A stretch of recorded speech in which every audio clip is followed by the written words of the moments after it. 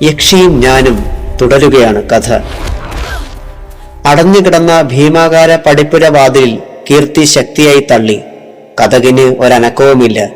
രണ്ടും വരട്ടെ എന്ന അർത്ഥത്തിൽ വലതു കൈ മുറുക്കി കീർത്തി കതകിൽ ശക്തിയായി ഇടിച്ചു. കൈ മരവിച്ചുപോയി. പെട്ടെന്ന് വലിയ ശബ്ദമുയർന്നു. അത് കതക് മെല്ലെ തുറന്ന ശബ്ദമായിരുന്നു. ആരാണ് നീ? ശബ്ദം മാത്രം പുറത്തേക്ക് വന്നു. കീർത്തി പ്രതികരിച്ചില്ല. അല്പം കഴിഞ്ഞ് വാതിലുകൾ മലർക്കെ തുറന്നു. വാതിൽക്കൽ ആരെയും കാണാനായില്ല. കീർത്തിദാസ് മെല്ലെ തലയുള്ളിലേക്കിട്ടു. പെട്ടെന്ന് ശബ്ദത്തോടെ ഭീമാകാര രൂപികളായ രണ്ട് കഴുകന്മാർ ദൂരെ നിന്ന് പറന്നെടുത്തു. കീർത്തിദാസ് പരിഭ്രമത്തോടെ തല പുറത്തേക്ക് വലിച്ചു. കഴുകന്മാർ പടിപ്പുരയുടെ വലിയ പടിയിൽ മെല്ലെ വന്നിരുന്നു. അവയുടെ കണ്ണിലെ കൃഷ്ണമണികൾ ചുവന്ന തീഗോളങ്ങൾ പോലെ ഉരുണ്ടു കളിച്ചു. അവ കൊക്കുകൾ കൊണ്ട് നിലത്ത് ശക്തിയായി കൊത്തിയിട്ട് കീർത്തിയെ അമർഷത്തോടെ നോക്കി. എന്തു വേണമെന്നറിയാതെ കീർത്തിദാസ് ഒരു നിമിഷം പകച്ചുപോയി. ഈ കഴുകന്മാർക്ക് പുറത്തേക്ക് ഇറങ്ങാൻ അനുവാദമുണ്ടാകില്ല. അല്ലെങ്കിൽ അത് ചിന്തിക്കാനേ കീർത്തിക്ക് കഴിഞ്ഞില്ല. ചോർന്നുപോയ ശക്തി വീണ്ടെടുത്ത് കീർത്തി പറഞ്ഞു, ഞാൻ ശത്രുവല്ല, നിങ്ങളുടെ മാന്ത്രികന്റെ ഒരു മിത്രമാണ്. പേര് കീർത്തിദാസ്. പോയി മാന്ത്രികനോട് പറഞ്ഞേക്കൂ കീർത്തി വന്നൂന്ന്. കഴുകന്മാർ തല ഇരുവശത്തും ചരിച്ച് കീർത്തിയെ ആപാദചൂടം മാറി മാറി നോക്കി. എന്തോ മനസ്സിലാക്കിയ പോലെ അവ പറന്നുപോയി. പക്ഷികൾ പറന്നു പോയിട്ടും കീർത്തിക്ക് ഉള്ളിലെ പരിഭ്രമം വിട്ടുപോയില്ല. അല്പസമയം കഴിഞ്ഞ് ആജാനുബാഹുവായ ഒരു കാഷായ വസ്ത്രധാരി മെല്ലെ നടക്കുന്നത് കീർത്തി കണ്ടു. അയാളുടെ വേഷവിധാനം കണ്ട് കീർത്തിക്ക് അത്ഭുതം തോന്നി. പേരിന് മാത്രമേ അയാൾ വസ്ത്രമണിഞ്ഞിരുന്നുള്ളൂ. ഒരു തുണ്ട് കാഷായ തുണി. അത് മുട്ടിന് മുകളിലും നാഭിക്ക് താഴെയുമായിട്ട് ചുറ്റി ഉടുത്തിരുന്നു. ശിരസിന്റെ ഒറ്റ നടുക്ക് മാത്രം കുറെ മുടികൾ, അവ സൂചികൾ കുത്തി നിർത്തിയതുപോലെ. അയാളുടെ പുരികങ്ങൾ കനത്തതും അവ വളഞ്ഞും പൊളഞ്ഞതുമായിരുന്നു. അയാളുടെ കയ്യിൽ അയാളേക്കാൾ ഉയരത്തിലുള്ള ഒരു കുന്തമുണ്ടായിരുന്നു. പഴയ മാന്ത്രിക കഥകളിൽ മാത്രമേ താൻ ഇങ്ങനെയൊരു കഥാപാത്രങ്ങളെ കണ്ടിട്ടുള്ളൂവെന്ന് ഒരു നിമിഷം കീർത്തിദാസ് ഓർത്തു. അയാൾ തലവെളിയിലേക്കിട്ട് പറഞ്ഞു, വരണം മിസ്റ്റർ കീർത്തിദാസ്. മഹാമാന്ത്രികൻ അകത്തേക്ക് പ്രവേശിക്കാൻ താങ്കൾക്ക് അനുവാദം തന്നിട്ടുണ്ട്, വരണം. അയാൾ ഇടയ്ക്ക് ഒന്ന് ചിരിച്ചോ എന്ന് കീർത്തി സംശയിച്ചു. മിന്നൽ പോലെ മറഞ്ഞ അയാളിലെ പുഞ്ചിരി ഇനി മുഖത്ത് ഉണ്ടാവുമോ എന്ന് കീർത്തി സംശയിച്ചെങ്കിലും ഉണ്ടായില്ല. അയാൾ പിന്തിരിഞ്ഞ് തന്റെ പുറത്തേക്ക് ചാടിക്കിടന്ന തടിച്ച പൃഷ്ഠം കുലുക്കി മെല്ലെ നടന്നു. കീർത്തി മെല്ലെ അയാളെ അനുഗമിച്ചു. നടക്കുന്നതിനിടയിൽ വൈതരണി മനയുടെ അപാര ഭംഗി കീർത്തി ആസ്വദിച്ചു കൊണ്ടിരുന്നു. പടിപ്പുരയിൽ നിന്ന് 1 കിലോമീറ്ററോളം അകത്തായിരുന്നു മന. മനയ്ക്കുള്ളിലെ യാഗശാലയിൽ നിന്ന് അപ്പോഴും ഉയർന്നുകൊണ്ടിരുന്ന രൂക്ഷഗന്ധം നാസാരന്ധ്രത്തിലേക്ക് കൂടുതലായി കടന്നപ്പോൾ കീർത്തി അറിയാതെ മൂക്കുപൊത്തി. മനയുടെ പൂമുഖത്തെ ഭീതിദായകമായ ജാളിമുഖങ്ങളാണ് കീർത്തിയെ ആദ്യം സ്വാഗതം ചെയ്തത്. നരകത്തിൽ മാത്രം ജീവിച്ചിരുന്നതെന്ന് തോന്നുന്ന വൈകൃത രൂപത്തോടു കൂടിയ ജാളികൾ. ആദ്യമായി മനയിലേക്ക് ചെല്ലുന്നവരെ അവ ഭീകരങ്ങളായ ദംഷ്ട്രകൾ പുറത്തേക്ക് കാട്ടി ഉന്തിയ കണ്ണുകൾ കൊണ്ട് ദഹിപ്പിക്കുമാറ് നോക്കുന്നു. പൂവാനത്തെയും ചന്ദ്രകാന്തം മാളികയിലെയും ഭീതിദായകങ്ങളായ അന്തരീക്ഷത്തേക്കാൾ ഭയാനകമാണ് ഈ മനയിലുള്ളതെന്ന് കീർത്തി ഉള്ളിൽ പറഞ്ഞു. വീണ്ടും മറഞ്ഞിരുന്ന് തന്നെ അലട്ടുന്ന ചിന്ത കീർത്തിയുടെ മനസ്സിൽ ഓടിയെത്തി. എന്റെ ദിവ്യമോൾ, ഒരു പക്ഷെ അവൾ ഈ ദൃശ്യങ്ങളെങ്ങാനും കണ്ടിട്ടുണ്ടെങ്കിൽ എന്റെ പൊന്നനുജത്തി പേടിച്ച് വിറച്ചിട്ടുണ്ടാകും. ഇന്ന് രാത്രിയിൽ തന്നെ ആദിത്യന്റെ അന്ത്യം കുറിക്കണം. കീർത്തി മനസ്സിൽ ഒരു ഉറച്ച തീരുമാനമെടുത്തു. മനയിലെ ഇടനാഴിയിലൂടെ നടക്കുന്നതിനിടയിൽ താൻ എന്തെല്ലാം ചിന്തിച്ചു പോയെന്ന് കീർത്തി ഓർത്തു. മനയുടെ ഉള്ളിലെ പടിഞ്ഞാറേ ഭാഗത്തേക്ക് തിരിയുന്ന ഇടനാഴിയുടെ ദൈർഘ്യം കാലുകൾ വേദനിക്കാൻ തുടങ്ങിയപ്പോഴാണ് കീർത്തി അറിഞ്ഞത്. ഈ കെട്ടിടം അമേരിക്കൻ പ്രസിഡന്റിന്റെ വൈറ്റ് ഹൗസിനെ പോലും തോൽപ്പിച്ചുവെന്ന് കീർത്തി മനസ്സിൽ പറഞ്ഞു. പിന്നിലേക്ക് നോക്കാതെ മുന്നിൽ നടക്കുന്ന ആജാനുബാഹുവിനെ കീർത്തി സാഗൂതം നോക്കിക്കൊണ്ടിരുന്നു. അയാളുടെ വലതു കൈയിൽ കുന്തം പൊന്തിത്താണുകൊണ്ടിരുന്നു. പടിഞ്ഞാറോട്ട് തിരിഞ്ഞ് ഇടനാഴി വീണ്ടും കിഴക്കോട്ട് തിരിഞ്ഞു. പ്രകാശം നന്നേ കുറവായിരുന്നു. പ്രകാശം കുറഞ്ഞ ബൾബുകൾ ഇടയ്ക്കിടയ്ക്ക് മിന്നാമിനുങ്ങിന്റെ നുറുങ്ങുവെട്ടം പരത്തി നിരന്നു നിന്നു. വളരെ ആപത്ഘട്ടത്തിലാണ് താനിപ്പോൾ എത്തിയിരിക്കുന്നതെന്ന് കീർത്തി ഓർത്തു. സ്വർണപ്രഭ പറഞ്ഞ പോലെ വളരെ പെട്ടെന്ന് ഈ ദുർമന്ത്രവാദിയെ നശിപ്പിക്കാൻ സാധിക്കില്ലെന്ന് കീർത്തിക്ക് മനസ്സിലായി. എങ്കിലും ആ നാശം ഇവിടെ ആവശ്യമാണെന്ന് കീർത്തി ദൃഢമായി ഉള്ളിൽ പറഞ്ഞു. തന്റെ സഹോദരിയെ കൂടി അയാൾ ബന്ധനസ്ഥനാക്കിയിരിക്കുന്നു. അവൾക്ക് എന്തെങ്കിലും സംഭവിച്ചാൽ പിന്നെ താൻ അമ്മയെ എങ്ങനെ നേരിടുമെന്ന് അയാൾ ഭീതിയോടെ ഒരു നിമിഷം ഓർത്തു. കീർത്തിയുടെ ചിന്തകളെ മാറ്റി പെട്ടെന്ന് പ്രകാശം നല്ലപോലെ പരക്കാൻ തുടങ്ങി. ഇടനാഴി പെട്ടെന്ന് അവസാനിച്ചിരിക്കുന്നു. അകത്തും പുറത്തും നല്ല പ്രകാശം. പുറത്തേക്ക് വന്ന കീർത്തി അല്പം അകലെ മറ്റൊരു വലിയ കൊട്ടാര തുല്യമായ കെട്ടിടം കണ്ടു. അത്ഭുതത്താൽ വിടർന്ന കണ്ണുകൾ പിൻവലിക്കാനാകാതെ ഒരു യാന്ത്രിക മനുഷ്യനെ പോലെ കീർത്തി തന്റെ വഴികാട്ടിക്കൊപ്പം അങ്ങോട്ട് നടന്നു. ഇന്ത്യൻ പാർലമെന്റ് മന്ദിരത്തെ അനുസ്മരിപ്പിക്കും വിധം വൃത്താകാരത്തിലുള്ള ഒരു മാളിക. അതിനെ ചുറ്റിയുള്ള തൂണുകൾ എത്രയുണ്ടെന്ന് എണ്ണാൻ കീർത്തി മിനക്കെട്ടില്ല. കാരണം തൂണുകൾ കെട്ടിടത്തിന്റെ 4 വശവും ഉണ്ട്. കെട്ടിടത്തിന്റെ ചുവരുകൾ കരിമ്പാറയിൽ നിർമ്മിച്ചതായിരുന്നു. അപാര സുന്ദരമായ ആദിത്യന്റെ സാമ്രാജ്യം. കീർത്തി ഉള്ളിൽ പറഞ്ഞു രസിച്ചു. തന്റെ മുന്നിൽ നടന്ന ആജാനുബാഹു പെട്ടെന്ന് വേഗത്തിൽ നടന്ന് കെട്ടിടത്തിന്റെ മുകളിലേക്ക് പടികൾ കയറി മറഞ്ഞു. കീർത്തി സാവധാനം പടവുകൾ കയറി മുകളിലെത്തി നിന്നു. 4 വശവും അയാൾ മിഴിച്ചു നോക്കി. ആരെയും കാണാനില്ല. ഈ മാളികയിലാണ് രാവണതുല്യനായ ആദിത്യൻ കുടികൊള്ളുന്നതെന്ന് മനസ്സിലായപ്പോൾ കീർത്തിക്ക് അതുവരെ തോന്നാത്ത ഒരു ആശങ്കയുണ്ടായി. ഇനി എന്ത്? ഒരു നമ്പരം അയാളുടെ ഉള്ളിൽ മെല്ലെ പിടിമുറുക്കി. എന്റെ ദിവ്യമോൾ. സ്വാഗതം, സ്വാഗതം. കഥാകൃത്തിനെ കാണാൻ മഹാമാന്ത്രികൻ അക്ഷമനായിരിക്കുന്നു. ഒരു ഞെട്ടലോടെ കീർത്തി ശബ്ദം വന്ന ഭാഗത്തേക്ക് നോക്കി. കെട്ടിടത്തിന്റെ 2 പ്രധാന വാതിൽപ്പടിയിൽ സുന്ദരികളായ സന്യാസിനികൾ കീർത്തിയെ നോക്കി മന്ദസ്മിതം തൂകുന്നു. കാഷായ വസ്ത്രത്തിൽപ്പെട്ട് തത്തിക്കളിച്ചു നിൽക്കുന്ന അവരുടെ യൗവന ചാരുതകളിൽ കീർത്തി നോക്കി. ഒന്നിനൊന്ന് മത്സരബുദ്ധിയോടെ എഴുന്നു നിൽക്കുന്ന അംഗവടിവുകളായിരുന്നു കീർത്തി അവരിൽ കണ്ടത്. അതിൽ നിന്ന് കീർത്തിക്ക് നേരത്തെ സ്വർണപ്രഭ തന്നോട് പറഞ്ഞിട്ടുള്ള ആദിത്യന്റെ മധുരം നിറഞ്ഞ ജീവിതം മനസ്സിലായി. ഇയാൾ ദുർമന്ത്രവാദത്തിലൂടെ കോടിക്കണക്കിന് രൂപയുടെ സമ്പത്താണ് ആർജിച്ചിരിക്കുന്നതെന്ന് കീർത്തി ഒരു വാരികയിറക്കിയ ഫീച്ചറിലൂടെ മനസ്സിലാക്കിയിരുന്നു. അത് സത്യമാണെന്ന് കീർത്തിക്ക് ബോധ്യമായി. യുവതികളോടൊപ്പം അകത്തേക്ക് കടന്ന കീർത്തിക്ക് സ്വാഗതമേകിയത് തനി മലയാളി മംഗമാരുടെ വേഷത്തോടെ നിന്ന സുന്ദരികളായ നാരീമണികളായിരുന്നു. അതൊരു വിശാലമായ ഹാളായിരുന്നു.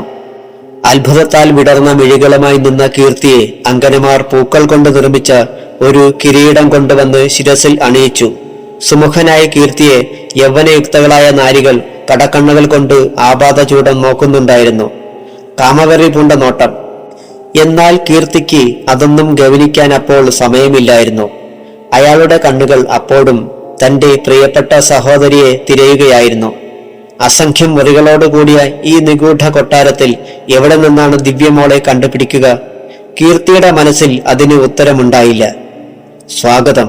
അങ്കനമാരുടെ മധുരമായ ക്ഷണം കേട്ട് കീർത്തി ചിന്തയിൽ നിന്ന് ഉണർന്നു. വിശാലമായ ഹാൾ കടന്ന് അടുത്ത മുറിയിലേക്ക് എല്ലാവരും കടന്നു. അവിടെ മാകെ മനം മയക്കുന്ന സുഗന്ധ പുകപടലം പരന്നൊഴുകിക്കൊണ്ടിരുന്നു. ജീവിതത്തിൽ ഇന്ന് വരെ ശ്വസിക്കാത്ത മാദക സുഗന്ധം കീർത്തിദാസ് ആദ്യമായി മണത്തു. അസഹനീയമായി വന്നപ്പോൾ വലതു കൈവിരലുകൾ മൂക്കിന്മേൽ അമർത്തി കീർത്തി ആശ്വാസം തേടി. പെട്ടെന്ന് പുക മാറിയപ്പോൾ കുറച്ചകലെ ഒരു സിംഹാസനമിരിക്കുന്നത് കീർത്തിക്ക് കാണായി. പുക പടലങ്ങൾക്കിടയിൽ മറഞ്ഞു നിന്ന ആ വിലപിടിപ്പുള്ള സിംഹാസനത്തോടൊപ്പം ഇരുവശവും കറുപ്പ് വസ്ത്രങ്ങൾ അണിഞ്ഞ യമകിങ്കരന്മാരെ പോലുള്ള കുറെ മല്ലന്മാരും എന്തിനും തയ്യാറായി നിൽക്കുന്നു. കീർത്തിദാസ് ഉള്ളുകൊണ്ട് ഒന്ന് പിടച്ചു. ആ അപകടകാരികളായ യമകിങ്കരന്മാരെ തകർത്ത് എങ്ങനെ ആദിത്യനെ താൻ തകർക്കും? ഒരു നിമിഷം കീർത്തി അന്ധാളിച്ചപ്പോൾ ആരോ മനസ്സിലിരുന്ന് മന്ത്രിക്കുന്നതായി അയാൾക്ക് തോന്നി. അതിന് കീർത്തി ആരെയും എതിർക്കേണ്ട കാര്യമില്ലല്ലോ. താങ്കൾ ചെയ്യേണ്ടത് ഒന്ന് മാത്രം. ശിവദത്തനെ ബന്ധന വിമുക്തനാക്കുക. അടുത്ത പടി ആദിത്യന്റെ കൊടും ബ്രഹ്മചര്യം അവസാനിപ്പിക്കുക. പിന്നെയെല്ലാം യഥാവിധി നടന്നുകൊള്ളും. ഇപ്പോൾ താങ്കളെ കാണുന്നതെല്ലാം വെറും മായകളാണ്. ആദിത്യനെന്ന ദുർമന്ത്രവാദി സൃഷ്ടിക്കുന്ന മായാവലയങ്ങൾ. താങ്കൾ ഇതൊന്നും കണ്ട് ഭയക്കേണ്ട. ഇത്ര വ്യക്തമായി മനസ്സിലിരുന്ന് മന്ത്രിക്കുന്നത് ആരായിരിക്കുമെന്ന് കീർത്തി ചിന്തിച്ചു. ഒടുവിൽ അയാൾക്ക് ഉത്തരം കിട്ടി. സ്വർണപ്രഭ. പ്രഭയല്ലാതെ ആരാണ്? വരണം വരണം. കീർത്തിദാസ് എന്ന വിഖ്യാതനായ സാഹിത്യകാരന് ആദിത്യന്റെ കൊട്ടാരത്തിലേക്ക് സ്വാഗതം. കീർത്തി ചിന്തയിൽ നിന്ന് ഉണർന്നു. തനിക്ക് അഭിമുഖമായി നിന്ന മന്ദസ്മിത മുഖം കണ്ട് കീർത്തിദാസ് അത്ഭുതപ്പെട്ടു. ഇത്ര നാളും താൻ ആ പേര് മാത്രമായിരുന്നു കേട്ടിരുന്നത്. അപ്പോഴെല്ലാം ഈ രൂപത്തിന്റെ ഭീകരത മനസ്സിൽ സങ്കല്പിക്കുമായിരുന്നു. മൃഗീയത സദാ മുഖത്ത് കളിയാടുന്ന ഒരു ഭീകരനായിരിക്കും ആദിത്യൻ. എന്നാൽ തന്റെ എല്ലാ കണക്കുകൂട്ടലുകളും തെറ്റിയിരിക്കുന്നു. അങ്ങനെയൊരു മൃഗീയ ഭാവം നിഴലിക്കാത്ത മുടി നീട്ടി വളർത്തിയ കോമളരൂപനായ ഒരു ബ്രാഹ്മണൻ ഇതാ മുന്നിൽ. പേര് ആദിത്യൻ. അയാളുടെ നെറ്റിയിൽ കിടന്ന ചുവന്ന ലേപനം, അത് ചന്ദനമാണോ കുങ്കുമമാണോ എന്നൊന്നും കീർത്തിക്ക് കണക്കാക്കാൻ കഴിഞ്ഞില്ല. മനസ്സുകൊണ്ട് കീർത്തി തമാശയോടെ ഓർത്തു, ഒരു പക്ഷേ ഇത് ഏതെങ്കിലും ജീവിയുടെ രക്തമായിരിക്കാം. ഇയാളുടെ മുഖത്ത് പ്രകടമാകുന്ന ശാന്തഭാവവും ഒരു മായയാകാം. കീർത്തിയുടെ മുഖത്ത് ഓർക്കാപ്പുറത്ത് പുഞ്ചിരി നിഴലിച്ചത് കണ്ട് ആദിത്യന് സന്തോഷമായി. അപ്പോൾ ആദിത്യന്റെ മുഖത്തും പ്രകടമായി ഒരു പ്രത്യേക വശ്യത. ആദിത്യൻ പിറകിലേക്ക് അഴിഞ്ഞുകിടന്ന നീണ്ട കാർക്കൂന്തൽ കൈകൾ കൊണ്ട് ചുറ്റി മുകളിൽ കെട്ടിവെച്ചു. പിന്നീട് കീർത്തിയുടെ ശ്രദ്ധ അയാളുടെ കർണങ്ങളിൽ കിടന്ന കുണ്ടലങ്ങളിലേക്കായിരുന്നു. മധ്യാഹ്ന സൂര്യന്റെ വർണ്ണ തീവ്രത കാട്ടുന്ന വൈരകുണ്ടലങ്ങൾ അവ കർണങ്ങളിൽ മിന്നിക്കിടക്കുന്നു. ബ്രാഹ്മണന്റെ വേഷവിധാനത്തിലേക്ക് കീർത്തിയുടെ ദൃഷ്ടികൾ മെല്ലെ താഴേക്കിറങ്ങി. ചുവന്ന പട്ടുമുണ്ടായിരുന്നു അയാളുടെ അരയിൽ കുടുങ്ങിക്കിടന്നത്. അരയിൽ പട്ടിന്റെ പുറത്ത് ചുറ്റിനും ശംഖുകൾ പതിച്ച സ്വർണ്ണ ബെൽറ്റ് ചുറ്റിക്കെട്ടിയിരുന്നു. മുട്ടുവരെ മാത്രം നിന്ന ചുവന്ന പട്ടിന്റെ താഴെ പൈജാമ പോലുള്ള കറുത്ത വസ്ത്രത്തിന്റെ കാൽഭാഗങ്ങൾ കാണാമായിരുന്നു. കൈഭുജങ്ങളിൽ സർപ്പരൂപത്തോടു കൂടിയ കനത്ത കാപ്പുകൾ 2 വീതം കൈകളിൽ ധരിച്ചിരുന്നു. കഴുത്തിൽ കിടന്ന വീതിയേറിയ വൈരമാലയുടെ അറ്റത്തെ സുദർശന മുദ്ര ഞാന്ന് പെണ്ടുലം പോലെ ആടുന്നുണ്ടായിരുന്നു. കയ്യിൽ മാന്ത്രികക്കോൽ, കോലിന്റെ താഴെ കുന്തമുനയും മുകളിൽ സുദർശന ചക്രവും, കൈകളിൽ 10 വിരലുകളിലും വജ്രമോതിരങ്ങൾ. മൂക്കിന് താഴെ രോമങ്ങൾ ഉണ്ടായിരുന്നില്ല. അത് നീക്കം ചെയ്തതാണെന്ന് കീർത്തിക്ക് മനസ്സിലായി. കാരണം അയാളുടെ നഗ്നമായ അരയ്ക്ക് മുകളിലുള്ള ഭാഗങ്ങളിൽ മുഴുവൻ കറുത്ത് ഇടതൂർന്ന രോമനിരകൾ ഉണ്ടായിരുന്നു. അപ്പോൾ അയാളുടെ മുഖത്തെ പ്രകടമായി കൊണ്ടിരുന്ന കൃത്രിമ മാനുഷിക ഭാവം ഈ മീശയുടെ അഭാവത്തിൽ നിന്ന് ഉണ്ടായതല്ലേ എന്ന് ഒരു നിമിഷം കീർത്തി ഓർത്തുപോയി. ഇല്ലെങ്കിൽ ഇയാൾ ഒരു ക്ഷുദ്രമൂർത്തി തന്നെ, സംശയമില്ല. കീർത്തി മനസ്സിൽ ഉറപ്പിച്ചു തലയാട്ടി. വന്നോളൂ കഥാകൃത്തെ, ആദിത്യന്റെ മാളികയിൽ താങ്കൾ മറ്റൊന്നിനെക്കുറിച്ചും ഓർത്ത് ആശങ്ക വേണ്ട. കാരണം ഈ ലോകത്ത് ആദിത്യനെ വെല്ലാൻ ആദിത്യൻ മാത്രം. അയാൾ മതിമറന്ന് പൊട്ടിച്ചിരിച്ചപ്പോൾ കൂടെ നിന്ന അനുചരന്മാരും പൊട്ടിച്ചിരിക്കാൻ തുടങ്ങി. കീർത്തി മറുപടിയൊന്നും പറയാതെ ചെറുതായി കുലുങ്ങിച്ചിരിക്കുക മാത്രം ചെയ്തു. അതിൽ പരിഹാസവും വിദ്വേഷവും നിഴലിച്ചിരുന്നു. ഗംഭീര വരവേൽപ്പാണ് കീർത്തിക്ക് ആദിത്യൻ നൽകിയത്. ഓരോ ചുവട് വയ്ക്കുമ്പോഴും കീർത്തി കയ്യിൽ കിടന്ന വാച്ച് നോക്കുന്നുണ്ടായിരുന്നു. ഉച്ച തിരിഞ്ഞുള്ള ഗമനത്തിലാണ്. മുകളിൽ ദിവാകരൻ. അവന്റെ ഗമനം കഴിഞ്ഞാൽ ഈ രാത്രി പുലരും മുൻപ് സഹോദരിയെ മോചിപ്പിച്ച് ഈ 2 ദുഷ്ട കഥാപാത്രങ്ങളുടെയും കഥ കഴിച്ചിരിക്കണം. കീർത്തിയുടെ മനസ്സ് ശക്തിയായി തുടിച്ചു. ഉച്ചയ്ക്കുള്ള ആഹാരം അതികെങ്കമമായിരുന്നു. പ്രത്യേകിച്ച് ആഹാരത്തിന് വലിയ നിഷ്ഠയൊന്നും ഇല്ലാതിരുന്ന കീർത്തിക്ക് ആദിത്യന്റെ സൽക്കാരത്തിൽ ഉന്മേഷക്കുറവൊന്നും ഉണ്ടായില്ല. ഭക്ഷണത്തിന് ശേഷം കീർത്തിക്ക് ആദിത്യൻ ഉച്ചവിശ്രമം വിധിച്ചു. കീർത്തിക്ക് അത് അനുഗ്രഹമായിരുന്നു. കാരണം അയാൾക്ക് പലതും പ്ലാൻ ചെയ്യാനുണ്ടായിരുന്നു. വളരെ പ്രയാസപ്പെട്ടു ഒടുവിൽ കീർത്തി അഞ്ജനയെ കണ്ടുപിടിച്ചു. അവളുടെ വേഷവിധാനം കണ്ട് കീർത്തി അത്ഭുത സ്തബ്ധനായിപ്പോയി. മുടി മുകളിലേക്ക് ചുറ്റിക്കെട്ടി കുടമുല്ലപ്പൂക്കൾ ചുറ്റി പട്ടുചേല അണിഞ്ഞ അഞ്ജന. അവളുടെ വാലിട്ടെഴുതിയ കണ്ണുകളും കഴുത്തിലെയും കയ്യിലെയും ആഭരണങ്ങളും കണ്ട് കീർത്തി ഒരു നിമിഷം ഇമ വെട്ടാതെ അവളെ നോക്കി നിന്നു. രവിവർമ്മ ചിത്രത്തിന്റെ പ്രതിഭാവം. കീർത്തി ഒരു നിമിഷം അവളിലൂടെ മനം കുളിർക്കെ അത് കണ്ടു. കീർത്തി സാറേ, ഇതെന്ത് നോട്ടമാ? അവളുടെ ചോദ്യം കേട്ട് കീർത്തി ദൃഷ്ടി മാറ്റി ശബ്ദം താഴ്ത്തി കുലുങ്ങിച്ചിരിച്ചുകൊണ്ട് തലയാട്ടി. ഓ വണ്ടർഫുൾ, അഞ്ജനെ സമ്മതിച്ചിരിക്കുന്നു. നാടകത്തിനേക്കാൾ അഞ്ജന അഭിനയിച്ച് കലക്കുന്നത് ജീവിതത്തിൽ തന്നെയാണ്. കീർത്തി മന്ത്രസ്വരത്തിൽ പറഞ്ഞിട്ട് 2 പേരെയും ആരെങ്കിലും ശ്രദ്ധിക്കുന്നുണ്ടോ എന്ന് 4 വശവും പാളി നോക്കി. ഓ ആശ്വാസം, ആരുമില്ല. അയാൾ സമാധാനിച്ചു. വരൂ അഞ്ജനെ, കീർത്തി നടന്നുകൊണ്ട് പറഞ്ഞു. അവർ 2 പേരും ആദിത്യന്റെ കണ്ണിൽപ്പെടാതെ പഴയ മനയുടെ മുന്നിലുള്ള കരിമ്പന ചുവട്ടിൽ നടന്നെത്തി. ഈ യഥാർത്ഥ മനയിൽ ശുദ്ധാത്മാക്കൾ ഇപ്പോൾ കാണുകയില്ല, കീർത്തി മനസ്സിൽ പറഞ്ഞു. കീർത്തി പനയിലേക്ക് മെല്ലെ ചാരി നിന്നു. പെട്ടെന്ന് കീർത്തിക്ക് ഒരു ഉൾവിളി ഉണ്ടായ പോലെ സംസാരിക്കാൻ മടിച്ചു. ഇരുവരുടെയും സംഭാഷണം ആദിത്യൻ ചോർത്തിയെടുക്കാൻ സാധ്യതയുണ്ടെന്ന് കീർത്തിക്ക് മനസ്സിലായി. വാ പൊത്തി. ആ അപകടം അഞ്ജനയെ ആംഗ്യത്തിലൂടെ അയാൾ ധരിപ്പിച്ചു. രണ്ടാളും മനയുടെ പിന്നിലേക്ക് മാറി. കീർത്തി ഷർട്ടിന്റെ പോക്കറ്റിലിരുന്ന ഡയറി എടുത്ത് അതിലെഴുതി, കൂടുതൽ സംസാരിക്കുന്നത് അപകടമാണ്. പെട്ടെന്ന് ഒരു തീരുമാനമെടുത്ത് പിരിയുക. നാം ഇപ്പോൾ നിൽക്കുന്ന ഈ പനയിലും ഒരുപക്ഷെ ക്ഷുദ്രാത്മാക്കളായ കാവൽക്കാർ ഉണ്ടാകും. Be careful. ഡയറി അയാൾ അഞ്ജനയുടെ നേർക്ക് നീട്ടി. അഞ്ജന അത് വായിച്ച് ഭയത്തോടെ നാല് വശവും നോക്കി വിഴിച്ചു. കീർത്തി മറുപടി എഴുതാൻ അവളെ ആംഗ്യം കാണിച്ചു. കീർത്തി സാർ പറഞ്ഞത് ശരിയാണ്. ഈ മനയുടെ മൺതരികൾക്ക് പോലും കണ്ണും ചെവിയുമുണ്ട്. ഒരു സർപ്രൈസ് ഉണ്ട്.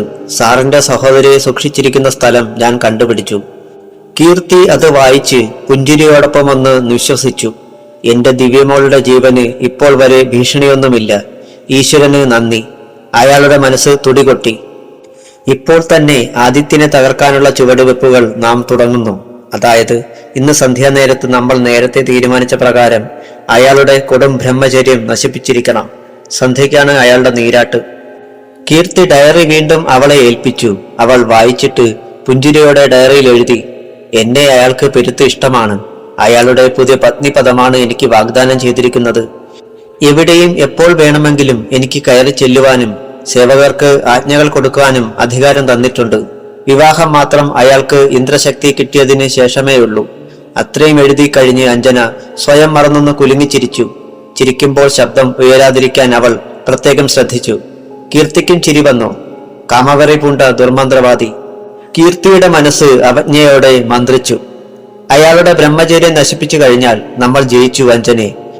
പിന്നെ അയാൾ വെറും ഒരു കുഞ്ഞാടാണ്. അയാൾ സൃഷ്ടിച്ചിരിക്കുന്ന ഇപ്പോൾ കാണുന്ന ക്ഷുദ്രാത്മാക്കളെല്ലാം മായയാണ്, വെറും മായ. പിന്നെ അയാളോടൊപ്പമുള്ള കിങ്കരന്മാരെ വകവരുത്താൻ ശക്തരായ കിങ്കരന്മാർ എനിക്കുമുണ്ട്. സന്ധ്യ കഴിഞ്ഞ് മനയുടെ പുറത്ത് അവർ എത്തും. എന്റെ സിഗ്നൽ കിട്ടിയാൽ അവർ മനയിലേക്ക് ചീറിയെടുക്കും. എന്റെ ഈ പെൺടോർച്ചിന്റെ പ്രകാശമാണ് അവരുടെ സിഗ്നൽ. കീർത്തി പാൻസിന്റെ പോക്കറ്റിൽ നിന്ന് പെൺ ടോർച്ചെടുത്ത് അഞ്ജനയെ കാണിച്ചു. അവർ പുറത്ത് ജാഗരൂകരായി ഈ പ്രകാശവും കാത്തു നിൽക്കും. കീർത്തിയുടെ വാക്കുകൾ അഞ്ജനയിൽ കൂടുതൽ ശക്തി പകർന്നു. ഇനി നാം കൂടുതൽ നേരം ഇവിടെ നിൽക്കുന്നത് ആപത്താണ് സാർ. ആദിത്യന്റെ കഴുകന്മാരെ പരിസര നിരീക്ഷണത്തിന് വിടാൻ നേരമായിട്ടുണ്ട്.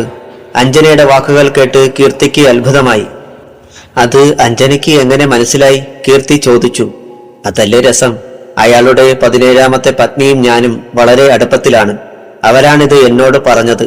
ഉച്ചയ്ക്ക് 2 മണിക്കൂർ മാത്രമേ വിശ്രമമുള്ളൂ. അത് കഴിഞ്ഞാൽ ആദിത്യന്റെ 4 കഴുകന്മാർക്ക് പിന്നെ വിശ്രമമില്ല. അവർ മനയുടെ പരിസരത്ത് സ്വൈരവിഹാരത്തിലാകും. മനയ്ക്ക് മുകളിലും അവ സദാ ചുറ്റിക്കൊണ്ടിരിക്കും. ഇപ്പോൾ സമയം 3:30 കഴിഞ്ഞു. സൂക്ഷിക്കണം. 4 മണിക്ക് അവ ഇറങ്ങും. അവൾ ഭയം നിഴലിച്ച മുഖത്തോടെ ഡയറി കീർത്തിയെ ഏൽപ്പിച്ചു. ശരി, അപ്പോൾ നമ്മൾ പിരിയുന്നു. ഞാൻ അഞ്ജനയോടൊപ്പം ഒരു നിഴലായി എപ്പോഴും ഉണ്ടാകും. നിനക്ക് എല്ലാ വിജയങ്ങളും ഉണ്ടാകട്ടെ. അഞ്ജനയും കീർത്തിയും പരസ്പരം കൈകൾ വീശി പിരിഞ്ഞു. ദിനകരൻ പടിഞ്ഞാറേ സീമയിൽ താഴ്ന്നു കഴിഞ്ഞു. കീർത്തിദാസ് അക്ഷമനായി തന്റെ റൂമിൽ അങ്ങോട്ടും ഇങ്ങോട്ടും നടന്നു. ആദിത്യന്റെ സന്ധ്യാനേരത്തെ ഭദ്രകാളി പൂജ തുടങ്ങാനുള്ള കേളികൊട്ടായി. സേവകരുടെ ഭദ്രകാളി സ്തുതികൾ വലിയ മുഴക്കത്തോടെ അല്പമകലെ നിന്ന് മുഴങ്ങാൻ തുടങ്ങി. പുറത്തേക്കിറങ്ങിയ കീർത്തി അത്ഭുതപ്പെട്ടു. മനയുടെ വിശാലമായ പരിസരത്തിലൊന്നും പ്രകാശത്തിന്റെ തരി പോലും കാണാനായില്ല. ഒരുപക്ഷെ ആദിത്യന്റെ ദുർമന്ത്രവാദം അവസാനിച്ചിട്ടേ ഇനി വെളിച്ചം തെളിയൂ. കീർത്തി മനസ്സിൽ കണക്കാക്കി. എന്തുകൊണ്ടും നല്ല സമയം സമാഗതമായിരിക്കുന്നതായി കീർത്തിക്ക് തോന്നി. അയാളുടെ ഉള്ളിൽ ആവേശം അലതല്ലി. പെട്ടെന്ന് പാന്റിന്റെ പോക്കറ്റിൽ കിടന്ന ചെറിയ പെൺടോർച്ച് അയാൾ കയ്യിലെടുത്തു. മനയുടെ പുറത്ത് ഇപ്പോൾ എന്തിനെ നേരിടാനായി ആയുധധാരികളായ പോരാളികൾ എത്തിയിട്ടുണ്ടാകും. അകത്തേക്ക് വരാൻ ആദ്യപടി അവർക്ക് സിഗ്നൽ കൊടുക്കണം. ആദിത്യന്റെ പൂജ തീരുന്നതിന് മുൻപ് എല്ലാം നടത്തിയിരിക്കണം. കൂടുതൽ ചിന്തിക്കാതെ കീർത്തി മനയുടെ പ്രധാന വാതിൽ ലക്ഷ്യമാക്കി നടന്നു. ഇരുട്ടിലൂടെ ഒരു മാർജാരന്റെ പദവിന്യാസത്തോടെ നടന്ന കീർത്തി ഒരു നിമിഷം ഞെട്ടിവിറച്ചുപോയി. തന്റെ മുന്നിൽ 2 തീനാളങ്ങൾ. എന്ത് ചെയ്യണമെന്നറിയാതെ നിന്ന കീർത്തി നോക്കി നിൽക്കെ ആ തീനാളങ്ങൾ 2 ഭീകരജീവികളായി മാറി. ആകാശരൂപികളായ ആ കറുത്ത ജന്തുക്കളുടെ വായിൽ നിന്ന് തീജ്വാല പുറത്തേക്ക് വമിക്കുന്നുണ്ടായിരുന്നു. കീർത്തി ഞെട്ടിവിറച്ച് തലയുയർത്തി ആ ഭീകരജീവികളെ ഒന്ന് നോക്കി. അവയുടെ കണ്ണുകൾ നക്ഷത്രങ്ങളെപ്പോലെ മിന്നി മിന്നി തെളിയുന്നുണ്ടായിരുന്നു. പെട്ടെന്ന് ശക്തി സംഭരിച്ച കീർത്തി കയ്യിലിരുന്ന ചെറിയ ബാഗ് തുറന്ന് തന്റെ രക്ഷയ്ക്കായി സദാ തന്നോടൊപ്പം കുടികൊള്ളുന്ന രാമായണം പുറത്തെടുത്ത് അതിൽ മുത്തമിട്ടു. എന്തോ ഒരു അദൃശ്യ ശക്തി അപ്പോൾ കൈവന്ന പോലെ അയാൾക്ക് തോന്നി. കയ്യിലിരുന്ന രാമായണത്തിന്റെ പ്രഭയാൽ കീർത്തിയെ ആക്രമിക്കാൻ തക്കം പാർത്ത ഭീകരജീവികൾ ഒന്ന് പിന്നോക്കം വലിച്ചു. കിട്ടിയ അവസരം ഒട്ടും കളയാതെ കീർത്തി രാമായണം ഉയർത്തി മുന്നോട്ട് നടന്നു. നടത്തയ്ക്ക് അനുസരിച്ച് അയാൾ രാമായണം മുന്നിലേക്ക് വീശിക്കൊണ്ടിരുന്നു. ക്ഷുദ്രാത്മാക്കൾ അതിൽ നിന്നുയർന്ന അദൃശ്യപ്രഭ താങ്ങാനാകാതെ മിന്നൽ പോലെ എങ്ങോ മറഞ്ഞു. രാമായണത്തിന്റെ ദിവ്യശക്തി. തന്നോട് സ്വർണപ്രഭ പറഞ്ഞിട്ടുള്ള കാര്യമോർത്ത് കീർത്തി മന്ദഹസിച്ചു. എവിടെയും എന്റെ ഇഷ്ടത്തോഴി എനിക്ക് രക്ഷക. ഈ ജീവികളും ആദിത്യന്റെ മായാവിലാസങ്ങളാണെന്ന് ഓർത്ത് കീർത്തിക്ക് പുച്ഛം തോന്നി. തുടർന്നും ഏതെങ്കിലും ജീവിയുടെ ആക്രമണം ഉണ്ടാകുമെന്ന് അയാൾ കരുതിയെങ്കിലും ഒന്നും സംഭവിച്ചില്ല. കീർത്തി ഞൊടിയിടയിൽ മനയുടെ ഭീമാകാരമായ വാതിലിന്റെ വലിയ സാക്ഷ സർവശക്തിയുമെടുത്ത് തള്ളി നീക്കി. സാക്ഷ നീക്കിയപ്പോഴേക്കും അയാൾ വല്ലാതെ അണച്ചുപോയി. അപ്പോഴും മനയിൽ നിന്ന് മന്ത്രസ്തുതികൾ കേൾക്കാമായിരുന്നു. അത് പൂർത്തിയായാൽ മനയാകെ പ്രകാശം പരക്കും. അതിനു മുൻപ് എല്ലാം പൂർത്തീകരിക്കണം. കീർത്തി പുറത്തേക്ക് പെൺടോർച്ച് തെളിച്ചു. ഇരുട്ടിൽ മറഞ്ഞു നിന്നിരുന്ന പോരാളികൾ പെട്ടെന്ന് കീർത്തിയെ ലക്ഷ്യമാക്കി പകരം ടോർച്ച് തെളിച്ചുകൊണ്ട് പാഞ്ഞു വന്നു. ആരോഗ്യ ദൃഢഗാത്രരായ 20 യുവാക്കൾ. എല്ലാവരും ചുവന്ന വസ്ത്രങ്ങളും ചുവന്ന തലപ്പാവും ധരിച്ചിരുന്നു. മാന്ത്രിക ചരട് എല്ലാവരും കെട്ടിയിട്ടുണ്ടല്ലോ? കീർത്തി മന്ത്രസ്വരത്തിൽ ചോദിച്ചപ്പോൾ എല്ലാവരും ഒരേ ശബ്ദത്തിൽ ഉറക്കെ പറഞ്ഞു, ഉണ്ട് സാർ. ആ, എന്നാൽ വേഗം പോരുക. നടന്നുകൊണ്ട് കീർത്തി പറഞ്ഞു, നിങ്ങൾ ആദ്യം ആദിത്യന്റെ ദുർമന്ത്രവാദം നടക്കുന്ന രഹസ്യ സങ്കേതം വളയുക. കീർത്തി മന്ത്രസ്വരത്തിൽ പറഞ്ഞപ്പോൾ എല്ലാവരും തലയാട്ടി സമ്മതിച്ചു. എല്ലാം കീർത്തി സാർ പറയും പോലെ. അതിലൊരാൾ മുന്നോട്ട് കയറി പറഞ്ഞു. ആദിത്യന്റെ രഹസ്യ സങ്കേതം കണ്ടുപിടിക്കാൻ അവർക്ക് കൂടുതൽ സമയം വേണ്ടി വന്നില്ല. കാരണം അയാളുടെ സേവകരുടെ ദുർമന്ത്രധ്വനികൾ അവർക്ക് വഴികാട്ടിയായി. കരിമ്പാറയിൽ കെട്ടിയുണ്ടാക്കിയ ആ സങ്കേതം ഒരു ഗുഹയായി കീർത്തിക്ക് തോന്നി. പെട്ടെന്ന് എല്ലാവരും ഞെട്ടിവിറയ്ക്കുമാറ് ആദിത്യന്റെ ആക്രോശം മുഴങ്ങി. നീ എന്നെ തകർത്തു ദുഷ്ടേ, ചണ്ടാലി. ഇത്രനാളും ഞാൻ കൊതിച്ചിരുന്ന ഇന്ദ്രമഹാശക്തി എനിക്ക് നഷ്ടപ്പെട്ടു. നിന്നെ ഞാൻ... കീർത്തി ഒരു നിമിഷം പോലും കളയാതെ വാതിൽ ചവിട്ടി തുറന്നു. അയാൾ അവിടെ കണ്ട കാഴ്ച ഭീതിദായകമായിരുന്നു. അറയുടെ 4 ചുവരുകളിൽ എണ്ണിയാൽ കത്തി നിൽക്കുന്ന വിളക്കുകൾ. മുറിയുടെ ഒത്ത നടുക്ക് ഭീമാകാര രൂപിണിയായി മനുഷ്യരെ തുറച്ചു നോക്കി നിൽക്കുന്ന ഭദ്രകാളി പ്രതിമ. അതിന്റെ 2 കണ്ണുകളിലും ചുവന്ന തീജ്വാലകൾ കത്തിയും അണഞ്ഞു നിന്നു. വായി തുറന്നു നിൽക്കുന്ന ആ പ്രതിമയുടെ പുറത്തേക്ക് തള്ളി നിന്ന ദംഷ്ട്രകളുടെ ഇടയിലൂടെ താഴേക്ക് ഞാന്നു കിടക്കുന്ന നീളമേറിയ ചുവന്ന നാക്ക് ഭയപ്പെടുത്തുന്നതായിരുന്നു. അഞ്ജനയുടെ മുടി കുത്തിപ്പിടിച്ച് ഭക്ഷിക്കാൻ വെമ്പം പോലെ നിന്ന ആദിത്യന്റെ നേർക്ക് കീർത്തി കൈയുയർത്തി അലറി, ഏ ദുഷ്ട, ആ സാധുവിനെ വിടുക. ആദിത്യൻ പിന്തിരിഞ്ഞു കീർത്തിയെ നോക്കി. അയാൾ പകയോടെ ഒന്ന് അട്ടഹസിച്ചു. ഓ, അപ്പോൾ എല്ലാം നിന്റെ പണിയാണ് ഇല്ലേ? നിന്നെയും ഞാൻ കാലപുരിക്ക് അയക്കുന്നുണ്ട്. മാത്രമോ നിന്നോടൊപ്പം നിന്റെ പുന്നാര സഹോദരിയെയും. കീർത്തിക്ക് സഹിക്കാൻ കഴിഞ്ഞില്ല. അയാൾ പിന്തിരിഞ്ഞ് പറഞ്ഞു, സുഹൃത്തുക്കളെ, സമയമായി, ഉള്ളിലേക്ക് കടന്നുകൊള്ളുക. കീർത്തിയുടെ ആജ്ഞ കേൾക്കാത്ത താമസം പുറത്തു നിന്നവർ ഇരച്ച് അകത്തേക്ക് കയറി. ഓർക്കാപ്പുറത്തെ കോലാഹലങ്ങളും അപരിചിതരെയും കണ്ട് ആദിത്യൻ അന്തം വിട്ടു. പെട്ടെന്ന് ഭദ്രകാളി പ്രതിമയുടെ മുന്നിൽ വെച്ചിരുന്ന മാന്ത്രിക വടിയെടുക്കാൻ ആഞ്ഞപ്പോൾ അതിനു മുൻപ് തന്നെ കീർത്തി ചാടി വീണത് തട്ടിയെടുത്തു. മാന്ത്രിക കോൽ കയ്യിലെടുത്ത് വലതുകാൽ മടക്കി മുട്ടിന്മേൽ വെച്ച് കീർത്തി അത് ഒടിച്ച് 2ആക്കി ദൂരെ എറിഞ്ഞു. അകത്തേക്ക് കടന്നവർ അവിടെ കണ്ട എല്ലാം തകർക്കാൻ തുടങ്ങി. ആദിത്യൻ പെട്ടെന്ന് ഭദ്രകാളി പ്രതിമയ്ക്ക് സമീപമിരുന്ന ഒരു കുന്തം കയ്യിലാക്കി കീർത്തിയുടെ നേരെ അടക്കുന്നത് കണ്ട് ദൂരെ നിന്ന പോരാളികളിൽ 4 പേർ ആദിത്യനെ വളഞ്ഞ് എതിരിട്ടു. താൻ ഒറ്റയ്ക്ക് എതിർത്താൽ കീർത്തിയെയും കൂട്ടരെയും തോൽപ്പിക്കാൻ പ്രയാസമാണെന്ന് ആദിത്യന് മനസ്സിലായി. പെട്ടെന്ന് അയാൾ ഭദ്രകാളി പ്രതിമയുടെ പിന്നിൽ തൂക്കിയിട്ടിരുന്ന വലിയ മണി പിടിച്ച് അടിച്ചു. ചെവി പൊട്ടുമാറുള്ള ശബ്ദം ഉയരാൻ തുടങ്ങി. അത് തന്റെ പോരാളികളെ വിളിക്കാനുള്ള ആദിത്യന്റെ അലാറമാണെന്ന് കീർത്തിക്ക് മനസ്സിലായി. പെട്ടെന്ന് കീർത്തി ഗുഹയുടെ വലിയ വാതിലടച്ച് അകത്തെ കനത്ത സാക്ഷ പിടിച്ചിട്ടു. അതുകൊണ്ട് വലിയ പ്രയോജനമില്ലെന്ന് കീർത്തിക്ക് അറിയാമായിരുന്നു. അല്പസമയം കിട്ടിയാലും മതി. ആ സമയത്തിനിടയ്ക്ക് കീർത്തിക്ക് ഒരു കാര്യം കൂടി ചെയ്തു തീർക്കണമായിരുന്നു. ശിവദത്തനെ സ്വതന്ത്രനാക്കുക. ദൂരെ ഭയവിഹുലയായി നിന്ന അഞ്ജനയോട് കീർത്തി ശിവദത്തനെ പാർപ്പിച്ചിരിക്കുന്ന സ്ഥലം അന്വേഷിച്ചു. വരൂ കീർത്തി സാർ, ഞാൻ ആ സ്ഥലം കണ്ടുപിടിച്ചിട്ടുണ്ട്, അവൾ നടന്നുകൊണ്ട് പറഞ്ഞു.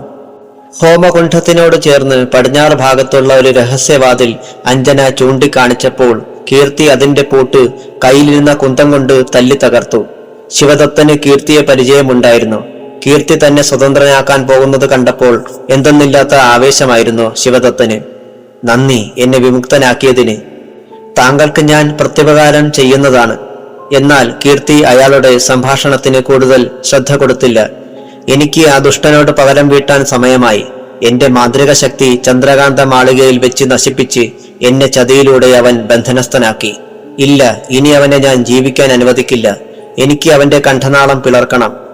ശിവദത്തന്റെ മുഖത്തെ പൈശാചികത കണ്ട് കീർത്തിയുടെ ഉള്ളിൽ സന്തോഷമുണ്ടായി. രണ്ട് മാന്ത്രിക ചക്രവർത്തികൾ തമ്മിൽ തല്ലിച്ചാകാൻ പോകുന്ന സമയം സംജാതമായിരിക്കുന്നു. താൻ മനസ്സിൽ ആഗ്രഹിച്ച ആ അസുലഭ സമയം. ശിവദത്തൻ തന്റെ മാന്ത്രിക ശക്തി നശിക്കാൻ ഇടയായത് ആദിത്യൻ മൂലമാണെന്ന് വിശ്വസിക്കുന്നു. ആ സംഭവം ഒരു നിമിഷം ഓർത്ത് കീർത്തി ഉള്ളിൽ ചിരിച്ചു.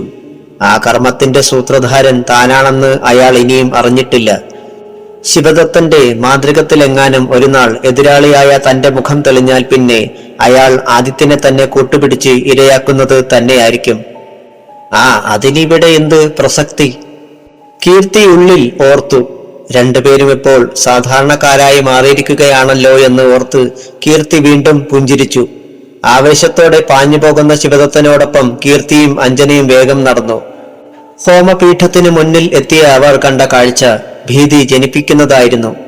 ആദിത്യന്റെ ആജാനുബാഹുക്കളായ കിങ്കരന്മാർ തന്റെ പോരാളികളെ ഇടിച്ച് നിലം പരിശാക്കുന്നതാണ് കീർത്തി കണ്ടത്. അല്പസമയം കൂടി കഴിഞ്ഞാൽ തന്നോടൊപ്പം എത്തിയ പോരാളികൾ നാമാവശേഷമാകുമെന്ന് കീർത്തിക്ക് മനസ്സിലായി. ഒരു നിമിഷം ചിന്തിച്ചു നിന്ന കീർത്തി പിന്നിൽ കുന്തങ്ങൾ പരസ്പരം കൂട്ടിമുട്ടുന്ന വലിയ ശബ്ദം കേട്ട് ഞെട്ടിത്തിരിഞ്ഞു. അകലെ ശിവദത്തനും ആദിത്യനും ഏറ്റുമുട്ടാൻ തുടങ്ങിയിരുന്നു. തന്നോടൊപ്പം നിന്ന അഞ്ജനയോട് കീർത്തി പറഞ്ഞു, കുട്ടി, എന്റെ സഹോദരിയെ കണ്ടുപിടിച്ച് കൂട്ടിക്കൊണ്ടുവരൂ. ഇനി നിനക്ക് ധൈര്യമായി പോകാം. കാരണം ആദിത്യന്റെ മാന്ത്രിക സത്വങ്ങൾ എല്ലാം നശിച്ചു കഴിഞ്ഞു. ഒരു ക്ഷുദ്രാത്മാക്കളും നിന്നെ ഇനി ഉപദ്രവിക്കില്ല. കീർത്തിയുടെ വാക്കുകൾ കേട്ട് അഞ്ജന സന്തോഷത്തോടെ തലയാട്ടി പുറത്തേക്ക് പാഞ്ഞു. ആദിത്യന്റെ കിങ്കരന്മാരുടെ താടനമേറ്റ് തളർന്നു വീഴുന്ന അനുയായികളെ നോക്കി കീർത്തി ദുഃഖിച്ചു. പെട്ടെന്ന് അയാളുടെ ഉള്ളിൽ ഒരു ഉൾവിളി പോലെ ആ പേര് പൊന്തി വന്നു. സ്വർണപ്രഭ. നീ പ്രഭയെ വിളിക്ക്. ഇപ്പോൾ സ്വർണപ്രഭയ്ക്ക് ഇവിടെ നിർബാധം എത്താനാകും. പിന്നെ കീർത്തി അല്പസമയം പോലും കളയാതെ ഉറക്കെ വിളിച്ചു, സ്വർണപ്രഭേ, കീർത്തി ഇതാ നിന്നോട് സഹായം യാചിക്കുന്നു. എത്തിയാലും ദേവതേ, എത്തിയാലും. പെട്ടെന്ന് മാന്ത്രിക മുറിയിലെ എല്ലാ വസ്തുക്കളെയും ഇളക്കി മറിച്ചുകൊണ്ട് പുറത്തുനിന്നൊരു ചുഴലിക്കാറ്റ് അകത്തേക്ക് കടന്നു. എല്ലാവരെയും ഞെട്ടി വിറപ്പിച്ചുകൊണ്ട് കാർമേഘ പടലങ്ങൾ ഭൂമിയിലേക്ക് ഉരുണ്ടു വീണ് പറക്കാൻ തുടങ്ങിയ പോലെ ഭീമാകാര രൂപികളായ കടവാവലുകൾ മുറിയിലേക്ക് പൊട്ടി വീഴാൻ തുടങ്ങി. അവ ചിറക് വിരിച്ച് ആദിത്യന്റെ കിങ്കരന്മാരുടെ തലയിൽ സ്തൂപിക തൊപ്പികൾ പോലെ ചെന്നിരിക്കാൻ തുടങ്ങി. അവയുടെ താടനമേറ്റ് ദുഷ്ടന്മാർ പുറത്തേക്ക് ഓടാൻ തുടങ്ങി. പോകുന്ന പോക്കിലും വാവലുകൾ അവരെ കടിച്ചു കുടഞ്ഞുകൊണ്ടിരുന്നു. പെട്ടെന്ന് കീർത്തി ദൂരെ ഒരലർച്ച കേട്ട് ഉത്കണ്ഠയോടെ നോക്കി. പരസ്പരം കുന്തമുനകൾ നെഞ്ചിൽ തറച്ച് നിലത്ത് വീഴാതെ കുന്തങ്ങളിൽ തന്നെ ചാരി നിന്ന് പിടയ്ക്കുന്ന ആദിത്യനെയും ശിവദത്തനെയും കണ്ട് കീർത്തി സംതൃപ്തിയോടെ ഒന്ന് നിശ്വസിച്ചു. സ്വർണപ്രഭ എന്ന നോവലിലെ ഒരു പ്രധാന അധ്യായം ഇവിടെ അവസാനിച്ചെന്ന് കീർത്തി ഉള്ളിൽ മന്ത്രിച്ചു. ഒടുവിൽ എല്ലാം നിശ്ചലമായി. അവിടെ വെട്ടി നിന്ന ചുവർ വിളക്കുകൾ സാക്ഷിയായി. കീർത്തി ദിവ്യയുടെ കൈക്ക് പിടിച്ച് നടക്കുമ്പോൾ തറയിൽ വീണ് കിടക്കുന്ന ആദിത്യന്റെ കിങ്കരന്മാരുടെ ജനങ്ങൾ തട്ടാതിരിക്കാൻ കീർത്തി സഹോദരിയെ ഒഴിച്ച് നടത്തിക്കൊണ്ടിരുന്നു. മനയുടെ പ്രധാന വാതിൽ കടക്കുമ്പോൾ കീർത്തി ഒരിക്കൽ കൂടി തിരിഞ്ഞു നോക്കി. അപ്പോഴും മന ഇരുൾ മൂടി തന്നെ കിടന്നു. പ്രകാശം പരക്കുന്നതിന് മുൻപ് തന്നെ ആദിത്യന്റെ കണക്ക് തീർത്തതിൽ കീർത്തി ഈശ്വരന് നന്ദി പറഞ്ഞു. കൂടെ സ്വർണപ്രഭയ്ക്കും.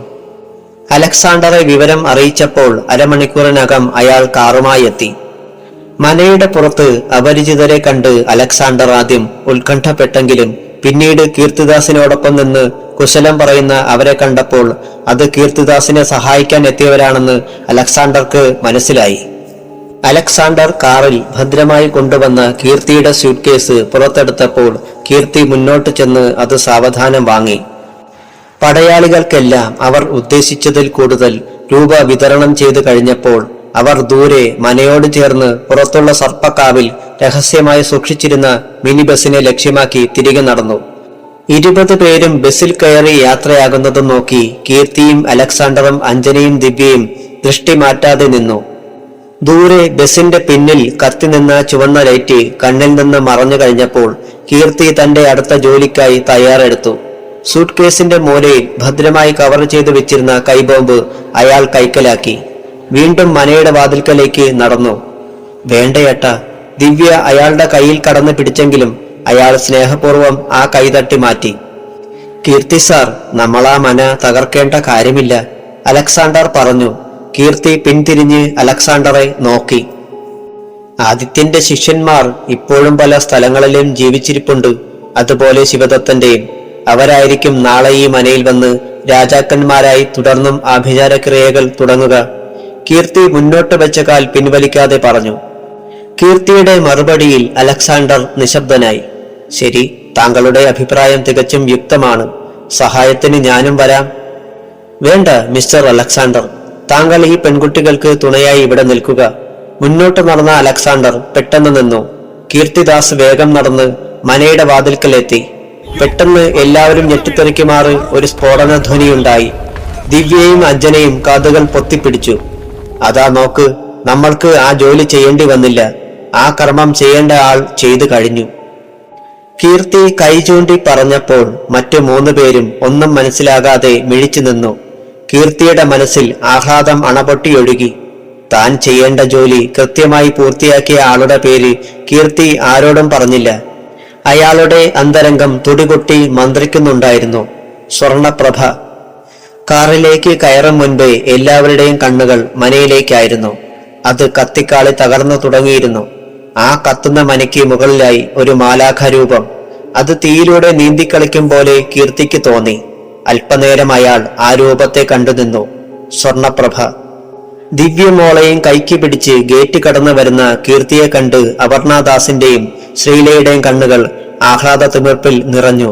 അപർണദാസ് സ്വയം മറന്ന് മുന്നോട്ട് ഓടി ദിവ്യയെ കെട്ടിപ്പിടിച്ച് അവളുടെ നെറ്റിയിൽ ചുംബിച്ചു. ദിവ്യയും വിങ്ങിപ്പൊട്ടി അമ്മയെ മുറുക്കെ പുണർന്നു. ആ രംഗം കണ്ട് ശ്രീലയും കീർത്തിയും കണ്ണുകൾ അമർത്തി തുടച്ചു. എന്റെ പൊന്നുമോളെ, നീ എവിടെയായിരുന്നു? അമ്മയോടൊരു വാക്കുപോലും പറയാതെ. അപർണദാസിന്റെ സ്നേഹാധിക്യത്താലുള്ള ചുംബനത്തിനും പരിഭവത്തിനും മുമ്പിൽ ദിവ്യയ്ക്ക് കരയാൻ മാത്രമേ കഴിഞ്ഞുള്ളൂ. അമ്മ സമാധാനിക്ക്, നടന്നതെല്ലാം ഞാൻ വിശദമായി പറയുന്നുണ്ട്. കീർത്തി അമ്മയുടെ ചുമലിൽ സ്നേഹത്തോടെ പിടിച്ചു. അപർണദാസ് നിറഞ്ഞ കണ്ണുകളോടെ തലയാട്ടി. ചന്ദ്രകാന്തം മാളികയിലെത്തിയ കീർത്തിദാസ് നടന്ന സംഭവങ്ങളെല്ലാം പ്രഭാകര മേനോനോട് പറഞ്ഞു. എന്നാൽ സ്വർണപ്രഭ എത്തിയതും സഹായിച്ചതും മാത്രം കീർത്തിദാസ് ആരോടും പറഞ്ഞില്ല. ഋഷിയുടെ നിർബന്ധത്തിലാണ് കീർത്തിദാസ് മറ്റു കാര്യങ്ങളെല്ലാം പറഞ്ഞത്. ആ ഭീകരന്മാർ മരിച്ച വിവരം അച്ഛൻ അറിയുന്നത് നല്ലതാണെന്ന് ഋഷി പറഞ്ഞപ്പോൾ കീർത്തിയും സമ്മതിക്കുകയായിരുന്നു. അതുവരെ നടന്ന സംഭവങ്ങൾ കോർത്തിണക്കി കീർത്തിദാസ് സ്വർണപ്രഭ എന്ന നോവലിന്റെ ഏകദേശ രൂപം എഴുതിപ്പിടിപ്പിച്ചു. അത്രയും ഭാഗം സ്വർണപ്രഭയെ കാണിക്കണമെന്ന് കീർത്തിക്ക് അതിയായ ആഗ്രഹമുണ്ടായി. ഏതെങ്കിലും ഒരു രാത്രിയിൽ സ്വർണപ്രഭ തന്നെ തേടിയെത്തുമെന്ന പ്രതീക്ഷയിൽ കീർത്തി കാത്തിരുന്നെങ്കിലും സ്വർണപ്രഭ എത്തിയില്ല. പുറത്തറിയിക്കാനാകാത്ത ഒരു വിരസത അത് കീർത്തിയുടെ മനസ്സിൽ നൊമ്പരമുണ്ടാക്കി. അപ്പോഴാണ് താനും സ്വർണപ്രഭയും തമ്മിൽ അത്രത്തോളം അടുത്തുപോയ കാര്യം കീർത്തി അറിയുന്നത്. ആ വിരഹത്തിന് തന്നിലെ സാഹിത്യകാരൻ പാടെ ഇല്ലാതാകുന്ന പ്രതീതി ഉണ്ടായി. നാളുകൾ നീങ്ങി. വിരഹത്താൽ തളർന്ന അയാൾ ഒന്നിനും ഒരു ശ്രദ്ധയുമില്ലാതെ ദിവസങ്ങളോളം അലഞ്ഞു നടന്നു. പലതവണ യക്ഷി അമ്പലത്തിലെത്തിയെങ്കിലും തന്റെ മാനസേശ്വരിയെ കീർത്തിക്ക് കാണാനായില്ല. പാടുന്നു ഞാൻ ദേവി പാടിയ പാട്ടിന്റെ പാടിത്തീർക്കാത്ത നവശകലങ്ങൾ. യക്ഷി അമ്പലത്തിന്റെ ചെറിയ മതിൽത്തിട്ടയിലിരുന്ന് ഒരു മധുരഗാനം കീർത്തി കണ്ഠം പൊട്ടുമാറ് പാടിയെങ്കിലും അവൾ എത്തിയില്ല. പാട്ടിന് ശേഷം കീർത്തി 4 വശവും ചെവി വട്ടം പിടിച്ചു. ചുഴലിക്കാറ്റ് വീശുന്ന ശബ്ദം കേൾക്കുന്നുവോ? ഇല്ല. പരിസരം നിശ്ചലം. ചന്ദ്രകാന്തം മാളികയിലേക്കുള്ള യാത്രയും കീർത്തിദാസ് അവസാനിപ്പിച്ചു. ഋഷി അയാളെ കൂട്ടിക്കൊണ്ടു പോകാൻ പലയാവർത്തി പരിശ്രമിച്ചെങ്കിലും അയാൾ പോയില്ല. സുഖമില്ലെന്ന് പറഞ്ഞ സൂത്രത്തിൽ അയാൾ ഒഴിഞ്ഞു മാറി. അപർണദാസിന് മകന്റെ ഭാവമാറ്റത്തിൽ ബലമായ സംശയമുണ്ടായി. ആ യക്ഷിയുടെ തീരാബാധ മകനെ ബാധിച്ചിരിക്കുമെന്നാണ് അപർണദാസ് കരുതിയത്. എത്രയും വേഗം ഇവിടം ഉപേക്ഷിച്ച് മുംബൈ പിടിക്കുക.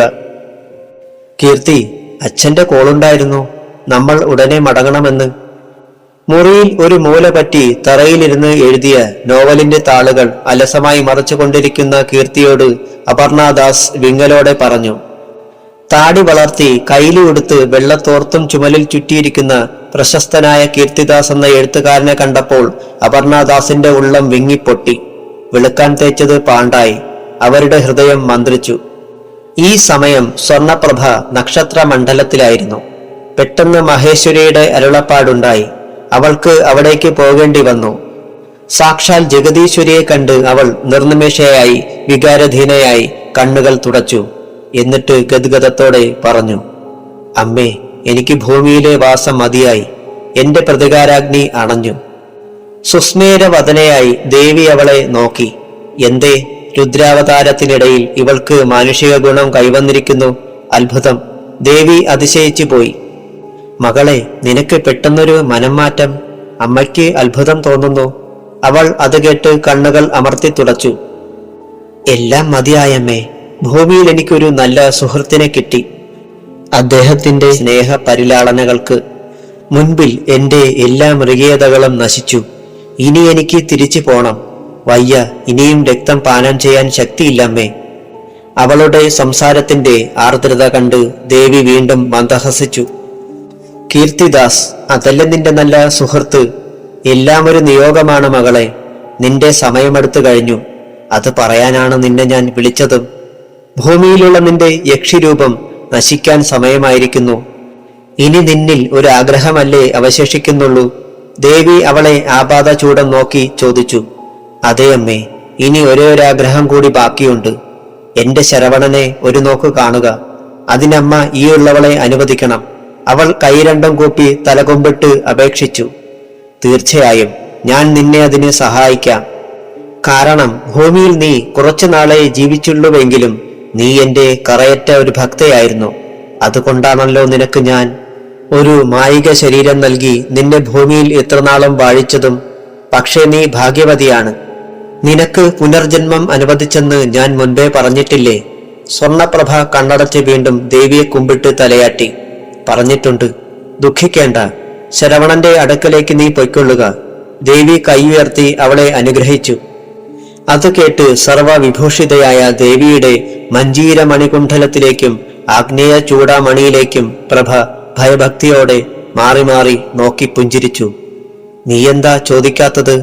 നിന്റെ ശരവണൻ ഇപ്പോൾ എവിടെയാണെന്ന് ദേവി ഒരു കള്ളനോട്ടത്തോടെ ചോദിച്ചപ്പോൾ അവൾ പകരം പുഞ്ചിരിക്കുക മാത്രം ചെയ്തു. ഇപ്പോൾ ശരവണനെ ഞാൻ വേളി ഗ്രാമത്തിൽ എത്തിച്ചിട്ടുണ്ട്. അവിടെ ഒരു വാടക വീട്ടിൽ അയാൾ സസുഖം കഴിയുന്നു. ഇപ്പോൾ അയാൾ പഴയ ശരവണനല്ല, ഒരു വലിയ സംഗീതജ്ഞനാണ്. മാത്രമല്ല വിവാഹിതനും. ദേവിയുടെ മൊഴി കേട്ട് പ്രഭയറിയാതെ ഞെട്ടി. ആ ഞെട്ടൽ എന്താണെന്ന് കരുണാമയിക്ക് മനസ്സിലായി. നീ ദുഃഖിക്കേണ്ട മകളെ. ഒരു കാര്യം നീ മനസ്സിലാക്കൂ. നീ സ്വന്തമായി രൂപമില്ലാത്ത ഒരു ആത്മാവ് മാത്രമാണ്. അയാളോ ഒരു മനുഷ്യനും. അയാൾക്ക് ഇനിയും ഭൂമിയിൽ വസിക്കാൻ ധാരാളം ആയുസ് ഭഗവാൻ കൊടുത്തിരിക്കുന്നു. നിനക്ക് ആയുസ് കുറവായിരുന്നു. ഈ അവസ്ഥയിൽ അയാളുടെ നല്ല ജീവിതത്തിൽ നീ സന്തോഷിക്കുകയല്ലേ ചെയ്യേണ്ടത്? ദേവി അവളെ സാഗൂതം നോക്കി. പ്രഭ മുഖത്ത് സന്തോഷം വരുത്തി നിറകണ്ണോടെ തലയാട്ടി പറഞ്ഞു. അതെ, ശരവണൻ ജീവിക്കട്ടെ. ഞാനെന്തിന് സങ്കടപ്പെടണം? അവൾ മിഴികൾ അമർത്തി തുടച്ചു. അതേ മകളെ, അത് തന്നെയാണ് നീ ആഗ്രഹിക്കേണ്ടത്. അയാൾ ഭാര്യയും മകളുമായി സന്തോഷത്തോടെ ദീർഘനാൾ ജീവിക്കട്ടെ. അയാളുമായി മതിയാവോളം സംസാരിക്കാൻ ഞാൻ നിനക്ക് ഒരവസരം തരുന്നു. അത് കഴിഞ്ഞാൽ പിന്നെ നീ ഉടൻ എന്നിലേക്ക് മടങ്ങുക. അതല്ല, നിനക്ക് മറ്റു വിചാരമുണ്ടായാലും ഒരിടത്തും പോകാൻ നിനക്ക് കഴിയില്ല. അപ്പോഴേക്കും നീ ഭസ്മധൂളികളായി അന്തരീക്ഷത്തിൽ ലയിച്ചിരിക്കും. ദേവി അവളെ അനുകമ്പയോടെ നോക്കി. പ്രഭ പെട്ടെന്ന് ദേവിയുടെ കാൽക്കൽ വീണു. ഈ ഉള്ളവളുടെ ഒരാഗ്രഹം കൂടി അമ്മ നിറവേറ്റിത്തരണം. എന്റെ പ്രിയ സുഹൃത്തിനെ ഒരിക്കൽ കൂടി കാണാൻ അമ്മ എന്നെ അനുവദിക്കണം. അവൾ വിങ്ങലോടെ താണുകേണ് കേണപേക്ഷിച്ചു. ദേവി അവളെ അനുകമ്പയോടെ ഇരുചുമലിലും പിടിച്ചു ഉയർത്തി സ്നേഹത്തോടെ തലോടി സമാധാനിപ്പിച്ചു. അമ്മയോട് ക്ഷമിക്കും മകളെ. അതിന് മാത്രം എനിക്ക് കഴിയില്ല. അത് ആർക്കും സാധ്യമല്ല. കാരണം ഭൂമിയിലേക്കുള്ള നിന്റെ നിയോഗത്തിൽ അങ്ങനെ ഒരു കാര്യം ഉത്ഭവിച്ചിരുന്നില്ല. കീർത്തിദാസും ഋഷിയുമെല്ലാം നിന്നെ സ്നേഹിച്ചിട്ടുണ്ട്. അതെല്ലാം നൈമിഷിക വികാരങ്ങൾ മാത്രം. നിന്റെ ഭൂമിയിലേക്കുള്ള നിയോഗത്തിൽ അവരെ കൂടി പ്രധാന കണ്ണിയായി ഉൾപ്പെടുത്താൻ സാധ്യമല്ല. മനസ്സിൽ പെട്ടെന്ന് ഉയർന്ന സമ്മർദ്ദം പ്രഭ അടക്കി നിർത്തി നിറകണ്ണോടെ പുഞ്ചിരിച്ചുകൊണ്ട് അവൾ തലയാട്ടി. ദേവി അരുൾ ചെയ്തത് ശിരസാ വഹിച്ചു. സന്തോഷത്തോടെ പോയി നിന്റെ ശരവണനെ കണ്ട് മടങ്ങൂ. മറ്റെല്ലാ വിചാരങ്ങളും വെറും നൈമിഷികം മാത്രമാണ് കുട്ടി. പോയി വരൂ. സ്വർണപ്രഭ നോക്കി നിൽക്കെ ദേവി അപ്രത്യക്ഷയായി. ഭയചകിതയായി നിന്നിരുന്ന വേളി ഗ്രാമത്തിൽ ശാന്തിയുടെ മാരുതൻ വീശാൻ തുടങ്ങിയത് പെട്ടെന്നാണ്. വേളി ഗ്രാമം ഉപേക്ഷിച്ചു പോയ ആൾക്കാർ വീണ്ടും ഗ്രാമത്തിലെത്തി. പഴയ വീടുകളെല്ലാം പുതുമോടിയിലായി. കൃഷിസ്ഥലങ്ങൾ സജീവമായി. എല്ലാവരും ശരവണൻ എന്ന സുപ്രസിദ്ധ സംഗീതജ്ഞന്റെ വാക്കുകൾ അപ്പാടെ ശിരസാവഹിച്ച് മുന്നേറുകയായിരുന്നു. സ്വർണപ്രഭയുടെ യാതൊരു ഉപദ്രവവും ഇനി ഇവിടെ ഉണ്ടാകില്ലെന്ന് അയാൾ ജനങ്ങൾക്ക് ഉറപ്പു കൊടുത്തപ്പോൾ ആദ്യം അവർ മടിച്ചെങ്കിലും ഒടുവിൽ അയാളുടെ വാക്കുകൾ വിശ്വസിക്കുകയായിരുന്നു. വാർദ്ധക്യത്തിലേക്ക് കടന്ന ശരവണന്റെ ആത്മധൈര്യത്തെ അന്നാട്ടുകാർ വാനോളം അഭിനന്ദിച്ചു. വേളി ഗ്രാമമാകെ ഉണർന്നു. ചൈതന്യം നശിച്ചു കിടന്ന ആഞ്ജനേയ ക്ഷേത്രം പഴയപടി തിളക്കമാർന്നതായി. അവിടെ പൂജകളും ഉത്സവവും അരങ്ങേറി.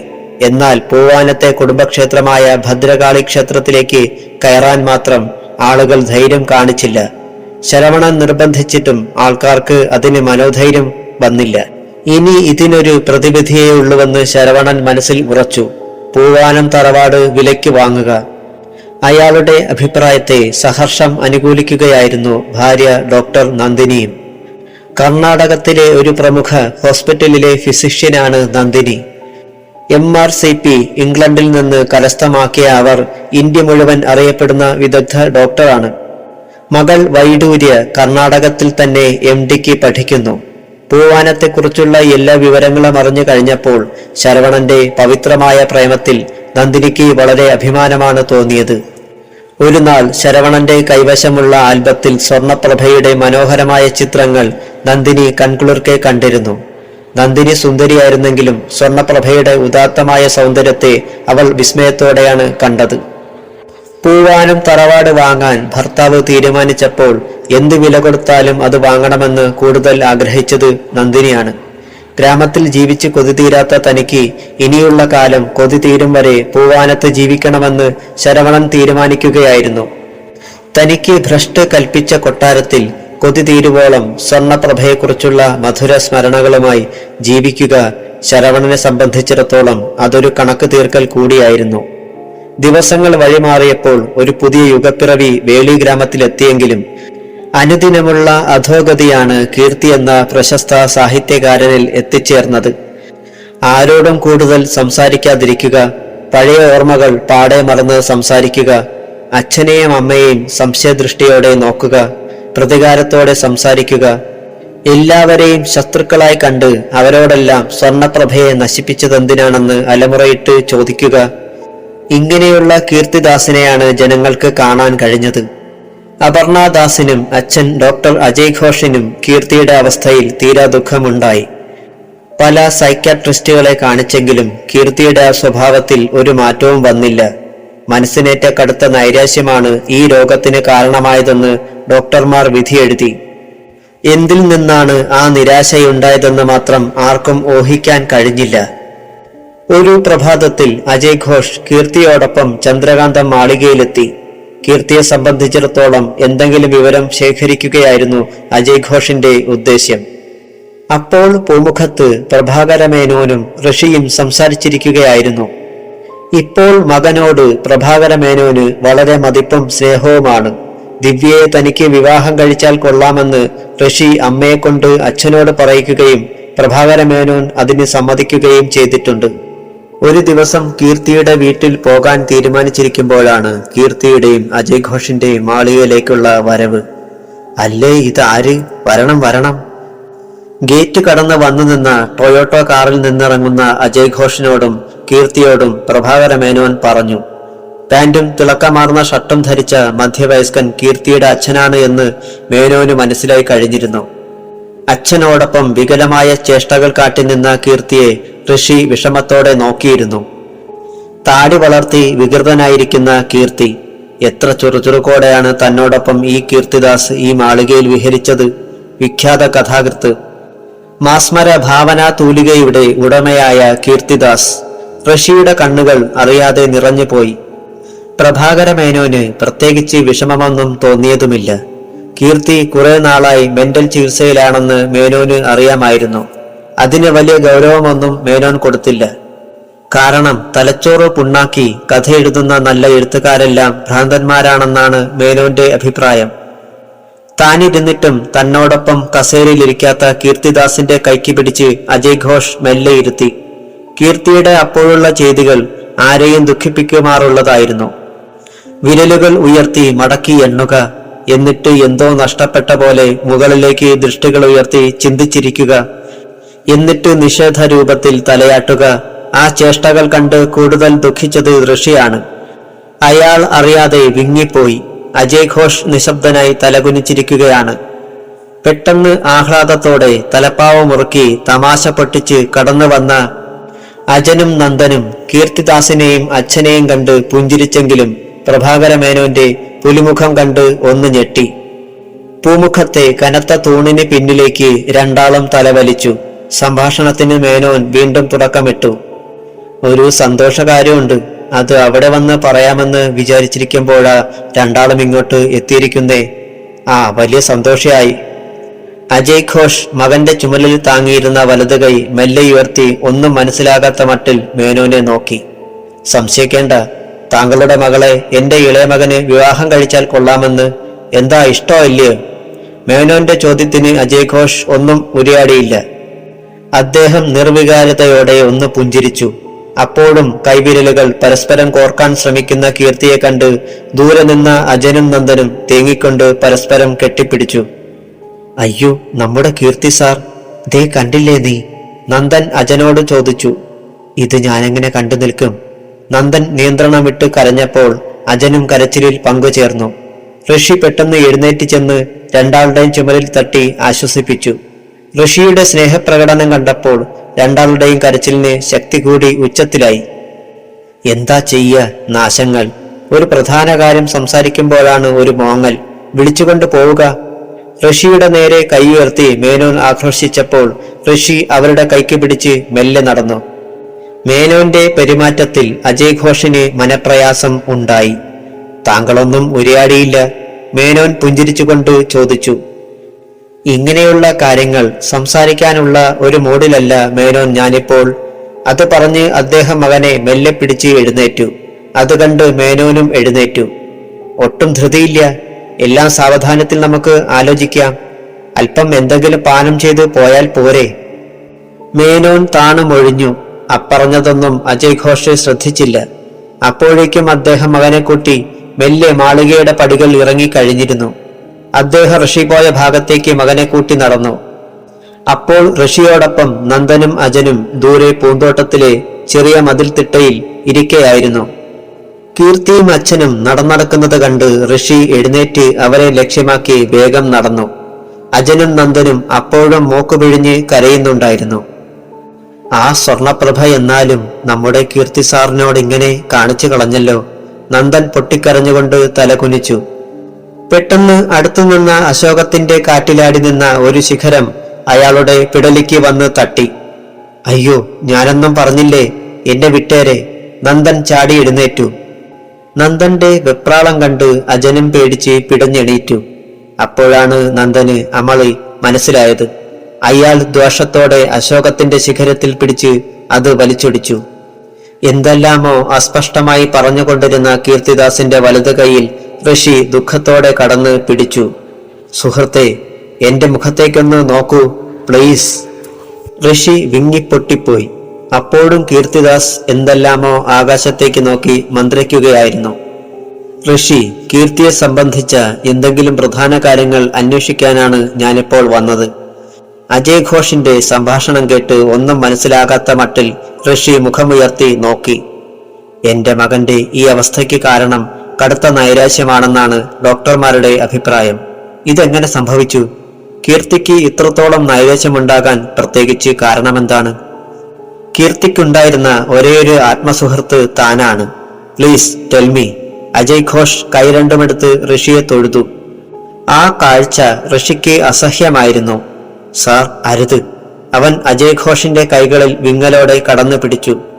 ആ സമയം കീർത്തി മെല്ലെ എന്തോ പറഞ്ഞ് കണ്ണടച്ചു പിടിച്ച് എഴുന്നേറ്റ് നടന്നു കഴിഞ്ഞിരുന്നു.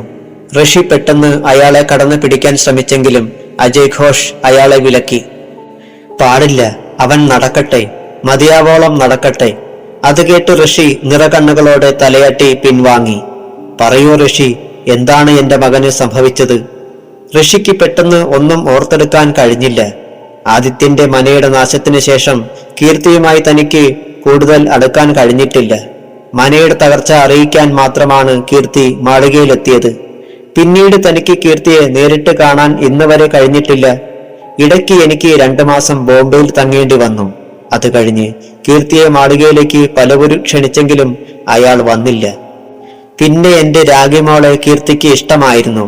അവളുടെ മരണം ഒരു പക്ഷേ അതും ഒരു കാരണമല്ല. അതിനുശേഷവും കീർത്തിദാസ് വളരെ ആക്റ്റീവായിരുന്നു. പിന്നെ എന്താണ് കാരണം? ശരിയായ കാരണം പറയാൻ ഒരേ ഒരാൾക്കേ കഴിയൂ, തന്റെ ഓപ്പോൾ. പക്ഷേ താൻ മാത്രം വിളിച്ചാൽ ഓപ്പോൾ എത്തുകയില്ല. കീർത്തിയുടെ സാന്നിധ്യത്തിൽ മാത്രമാണ് ഒരു നാൾ ഓപ്പോൾ എത്തിയത്. അതുകൊണ്ട് ആ വഴിയും തുറക്കില്ല. ഋഷി എന്താ ആലോചിക്കുന്നത്? അജയ് ഘോഷിന്റെ ചോദ്യം കേട്ട് ഋഷി ഞെട്ടി ഉണർന്നു. കീർത്തിദാസിന്റെ ഈ അവസ്ഥയ്ക്ക് കാരണം എനിക്കറിയില്ല സാർ. എത്ര ആലോചിച്ചിട്ടും ഒരു പ്രത്യേക കാരണവും കണ്ടെത്താനാകുന്നില്ല. പ്രത്യേകിച്ചും ഒരു സാധാരണ മനുഷ്യനായിരുന്നില്ല കീർത്തിദാസ്. അതുകൊണ്ട് തന്നെ ഒരു കേവല സംഭവം കീർത്തിയുടെ ഈ അവസ്ഥയ്ക്ക് കാരണമായി എന്ന് നമുക്ക് പറയാൻ കഴിയില്ല. പിന്നെ എന്റെ ചെറിയ ബുദ്ധിയിൽ തോന്നിയത് പറയട്ടെ സാർ. ഋഷി നിർത്തി അജയ് ഘോഷിനെ നോക്കി. പറഞ്ഞോളൂ, അതും നമുക്ക് കീർത്തിയെ രക്ഷിക്കാനുള്ള ഒരു ഘടകമാകാം. പറഞ്ഞോളൂ. ദൂരെ മാറി നിന്ന് എന്തൊക്കെയോ പുലമ്പി ആരെയോ കയ്യാട്ടി വിളിക്കുന്ന കീർത്തിയെ നോക്കി അജയ് ഘോഷ് തളർച്ചയോടെ പറഞ്ഞു. കീർത്തിയുടെ മനസ്സിനെ വളരെയേറെ അസ്വസ്ഥമാക്കിയ ഒരു കഥയായിരുന്നു സ്വർണപ്രഭയുടെ കഥ. അതിന്റെ ഏതെങ്കിലും ഭാഗത്തെ വൈരൂപ്യം അദ്ദേഹത്തെ സ്വാധീനിച്ചിട്ടുണ്ടെങ്കിൽ ഋഷി ആകാംക്ഷപൂർവം അജയ് ഘോഷിനെ നോക്കി. അങ്ങനെ അനുമാനിക്കാൻ കഴിയില്ല ഋഷി. കാരണം അവന്റെ അപാരതയുടെ കുഴിമാടം എന്ന നോവൽ അതിഭീതിദായകവും ചിന്തനീയവുമായ ഒരു മാന്ത്രിക നോവലാണ്. അത് എഴുതി തീർത്ത് ഏറ്റവും കൂടുതൽ സന്തോഷിച്ചത് കീർത്തിയായിരുന്നു. അജയ് ഘോഷ് ഷർട്ടിന്റെ പോക്കറ്റിൽ മടക്കി വെച്ചിരുന്ന കൈലേസ് എടുത്ത് മുഖത്ത് ഊർന്നുന്ന വിയർപ്പ് കണങ്ങൾ തുടച്ചു. പകലോൻ ആകാശ ഗോപുരത്തിന്റെ പടികൾ കയറി കഴിഞ്ഞിരുന്നു. വെയിലിന് ശക്തിയേറി വന്നു. വെയിലിൽ തന്നെ നിൽക്കുന്ന കീർത്തിയുടെ അടുത്തേക്ക് ചെന്ന് അജയ് ഘോഷ് മകനെ സ്നേഹപൂർവം തന്നോട് ചേർത്ത് പിടിച്ച് മെല്ലെ നടന്നു. നടക്കുന്നതിനിടയിൽ തിരിഞ്ഞ് ഋഷിയെ നോക്കി അദ്ദേഹം കൈവീശി പറഞ്ഞു, ഓക്കെ, സീ യു. പകരം ഋഷിയും കൈവീശി. ആ രംഗം കണ്ടിരുന്ന അജനും നന്ദനും അജയ് ഘോഷിനും കീർത്തിക്കും നേരെ വിങ്ങലോടെ കൈകൾ വീശുന്നുണ്ടായിരുന്നു. പാതിരാത്രിയിൽ ശാന്തസുന്ദരമായ നിശ്ചലതയിൽ ശരവണൻ തന്റെ മ്യൂസിക് കമ്പോസിംഗ് റൂമിലേക്ക് മെല്ലെ നടന്നു. നന്ദിനി നല്ല ഉറക്കമായി കഴിഞ്ഞിരുന്നു. പാതിരാത്രിയിലെ നിശബ്ദതയിൽ ഏതുതരം രാഗഭാവങ്ങളും ശരവണനെ സംബന്ധിച്ചിടത്തോളം ഹാർമോണിയത്തിൽ ഓടിയെത്തും. 4 ചിത്രങ്ങളുടെ ഗാനങ്ങളാണ് അടിയന്തരമായി ചെയ്തു തീർക്കാനുള്ളത്. 2 ഹിന്ദി ചിത്രങ്ങളും 2 കന്നഡ ചിത്രങ്ങളും. എല്ലാം സൂപ്പർ സ്റ്റാറുകളെ അണിനിരത്തിയുള്ള ചിത്രങ്ങളാണ്. ശരവണൻ എവിടെയാണെങ്കിലും നിർമ്മാതാക്കൾക്കും സംവിധായകർക്കും അയാളുടെ കാര്യത്തിൽ പൂർണ്ണ വിശ്വാസമാണ്. ശരവണൻ ഒന്ന് മൂളിയാൽ മതി, പിറക്കുന്നത് ഒരു സൂപ്പർ ഹിറ്റ് ഗാനമായിരിക്കും. ശരവണൻ ഒരു പണി ഏറ്റെടുത്താൽ ആ ചിത്രം പാട്ടിലൂടെയെങ്കിലും ജനപ്രീതി നേടിയിരിക്കും. എന്നാൽ ശരവണൻ എന്ന സംഗീത സംവിധായകൻ കൂടുതൽ പടങ്ങൾ ഏറ്റെടുക്കാറില്ല. കഥ നല്ലതെന്ന് തോന്നിയാൽ മാത്രമേ വാക്ക് കൊടുക്കൂ. സ്പീഡിൽ കറങ്ങിക്കൊണ്ടിരുന്ന ഫാനിന്റെ തണുപ്പ് നിറഞ്ഞ കാറ്റ് കണ്ഠത്തിൽ ചേരുന്നില്ലെന്ന് കണ്ട് അയാൾ എഴുന്നേറ്റ് ഫാനിന്റെ സ്പീഡ് കുറച്ച് വീണ്ടും വന്നിരുന്ന് വിദേശ നിർമ്മിതമായ സ്വർണ്ണ പകിട്ടാർന്ന ഹാർമോണിയം കുറെ കൂടി അടുത്തേക്ക് ചേർത്ത് വെച്ച് മെല്ലെ ബല്ലോസ് ഇളക്കാൻ തുടങ്ങി. താൻ ഉദ്ദേശിച്ചതിനേക്കാൾ മധുരമായി രാഗം പിറക്കാൻ തുടങ്ങിയപ്പോൾ അയാളുടെ മുഖത്ത് പുഞ്ചിരി നിഴലിച്ചു. എല്ലാ രാഗഭാവങ്ങളും പെട്ടെന്ന് അയാൾ സ്വരങ്ങളിലാക്കി പേപ്പറിൽ കുറിച്ചു. അത് നാളെ അസിസ്റ്റന്റിനെ ഏൽപ്പിച്ചാൽ പിന്നെ ബാക്കി കാര്യം അയാൾ നോക്കിക്കൊള്ളും. തുടയിൽ താളമിട്ട് വീണ്ടും അയാൾ ചരണങ്ങളിലേക്ക് കടന്നു. പെട്ടെന്ന് പുറത്ത് ശക്തിയായി കാറ്റ് വീശാൻ തുടങ്ങി. ഒരു നാളും പതിവില്ലാത്ത വിധമുള്ള കാറ്റ്. തുറന്നു കിടന്ന ജനാലകൾ അടയ്ക്കാനായി അയാൾ എഴുന്നേറ്റു. പുറത്തെ ലൈറ്റ് അപ്പോഴും കത്തിക്കിടക്കുകയായിരുന്നു. ജനാലക്കൊളുത്തിലേക്ക് പിടിച്ച അയാൾ അറിയാതെ പുറത്തേക്ക് നോക്കി. അയാളൊന്ന് ഞെട്ടി.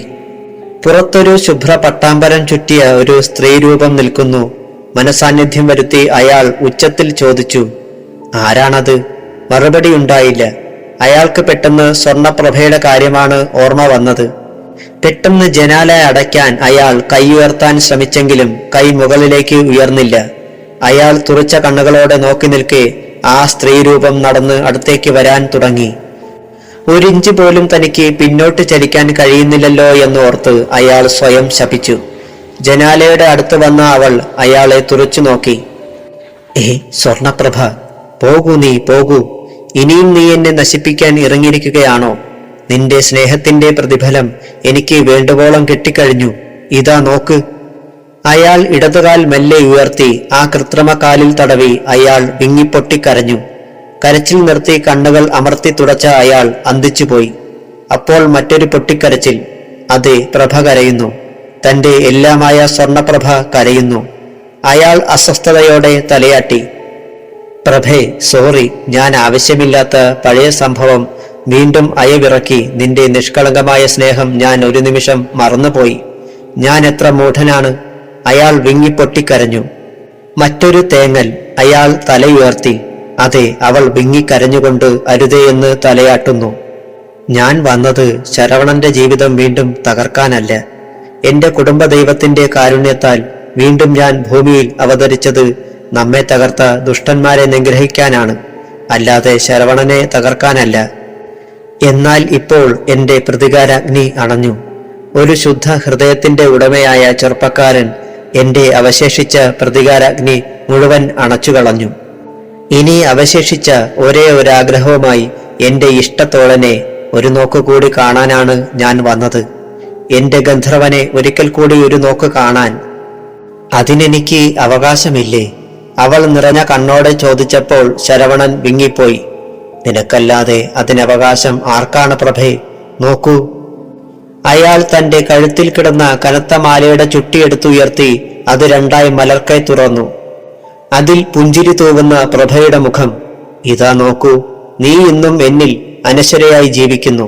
ഒരു നാൾ ജീവൻ നഷ്ടപ്പെട്ട് എന്റെ ഈ ശരീരം ചിതയിൽ വയ്ക്കുന്ന സമയത്തെ നിന്റെ ഓർമ്മ എന്നോടൊപ്പം എരിഞ്ഞു തീരുകയുള്ളൂ.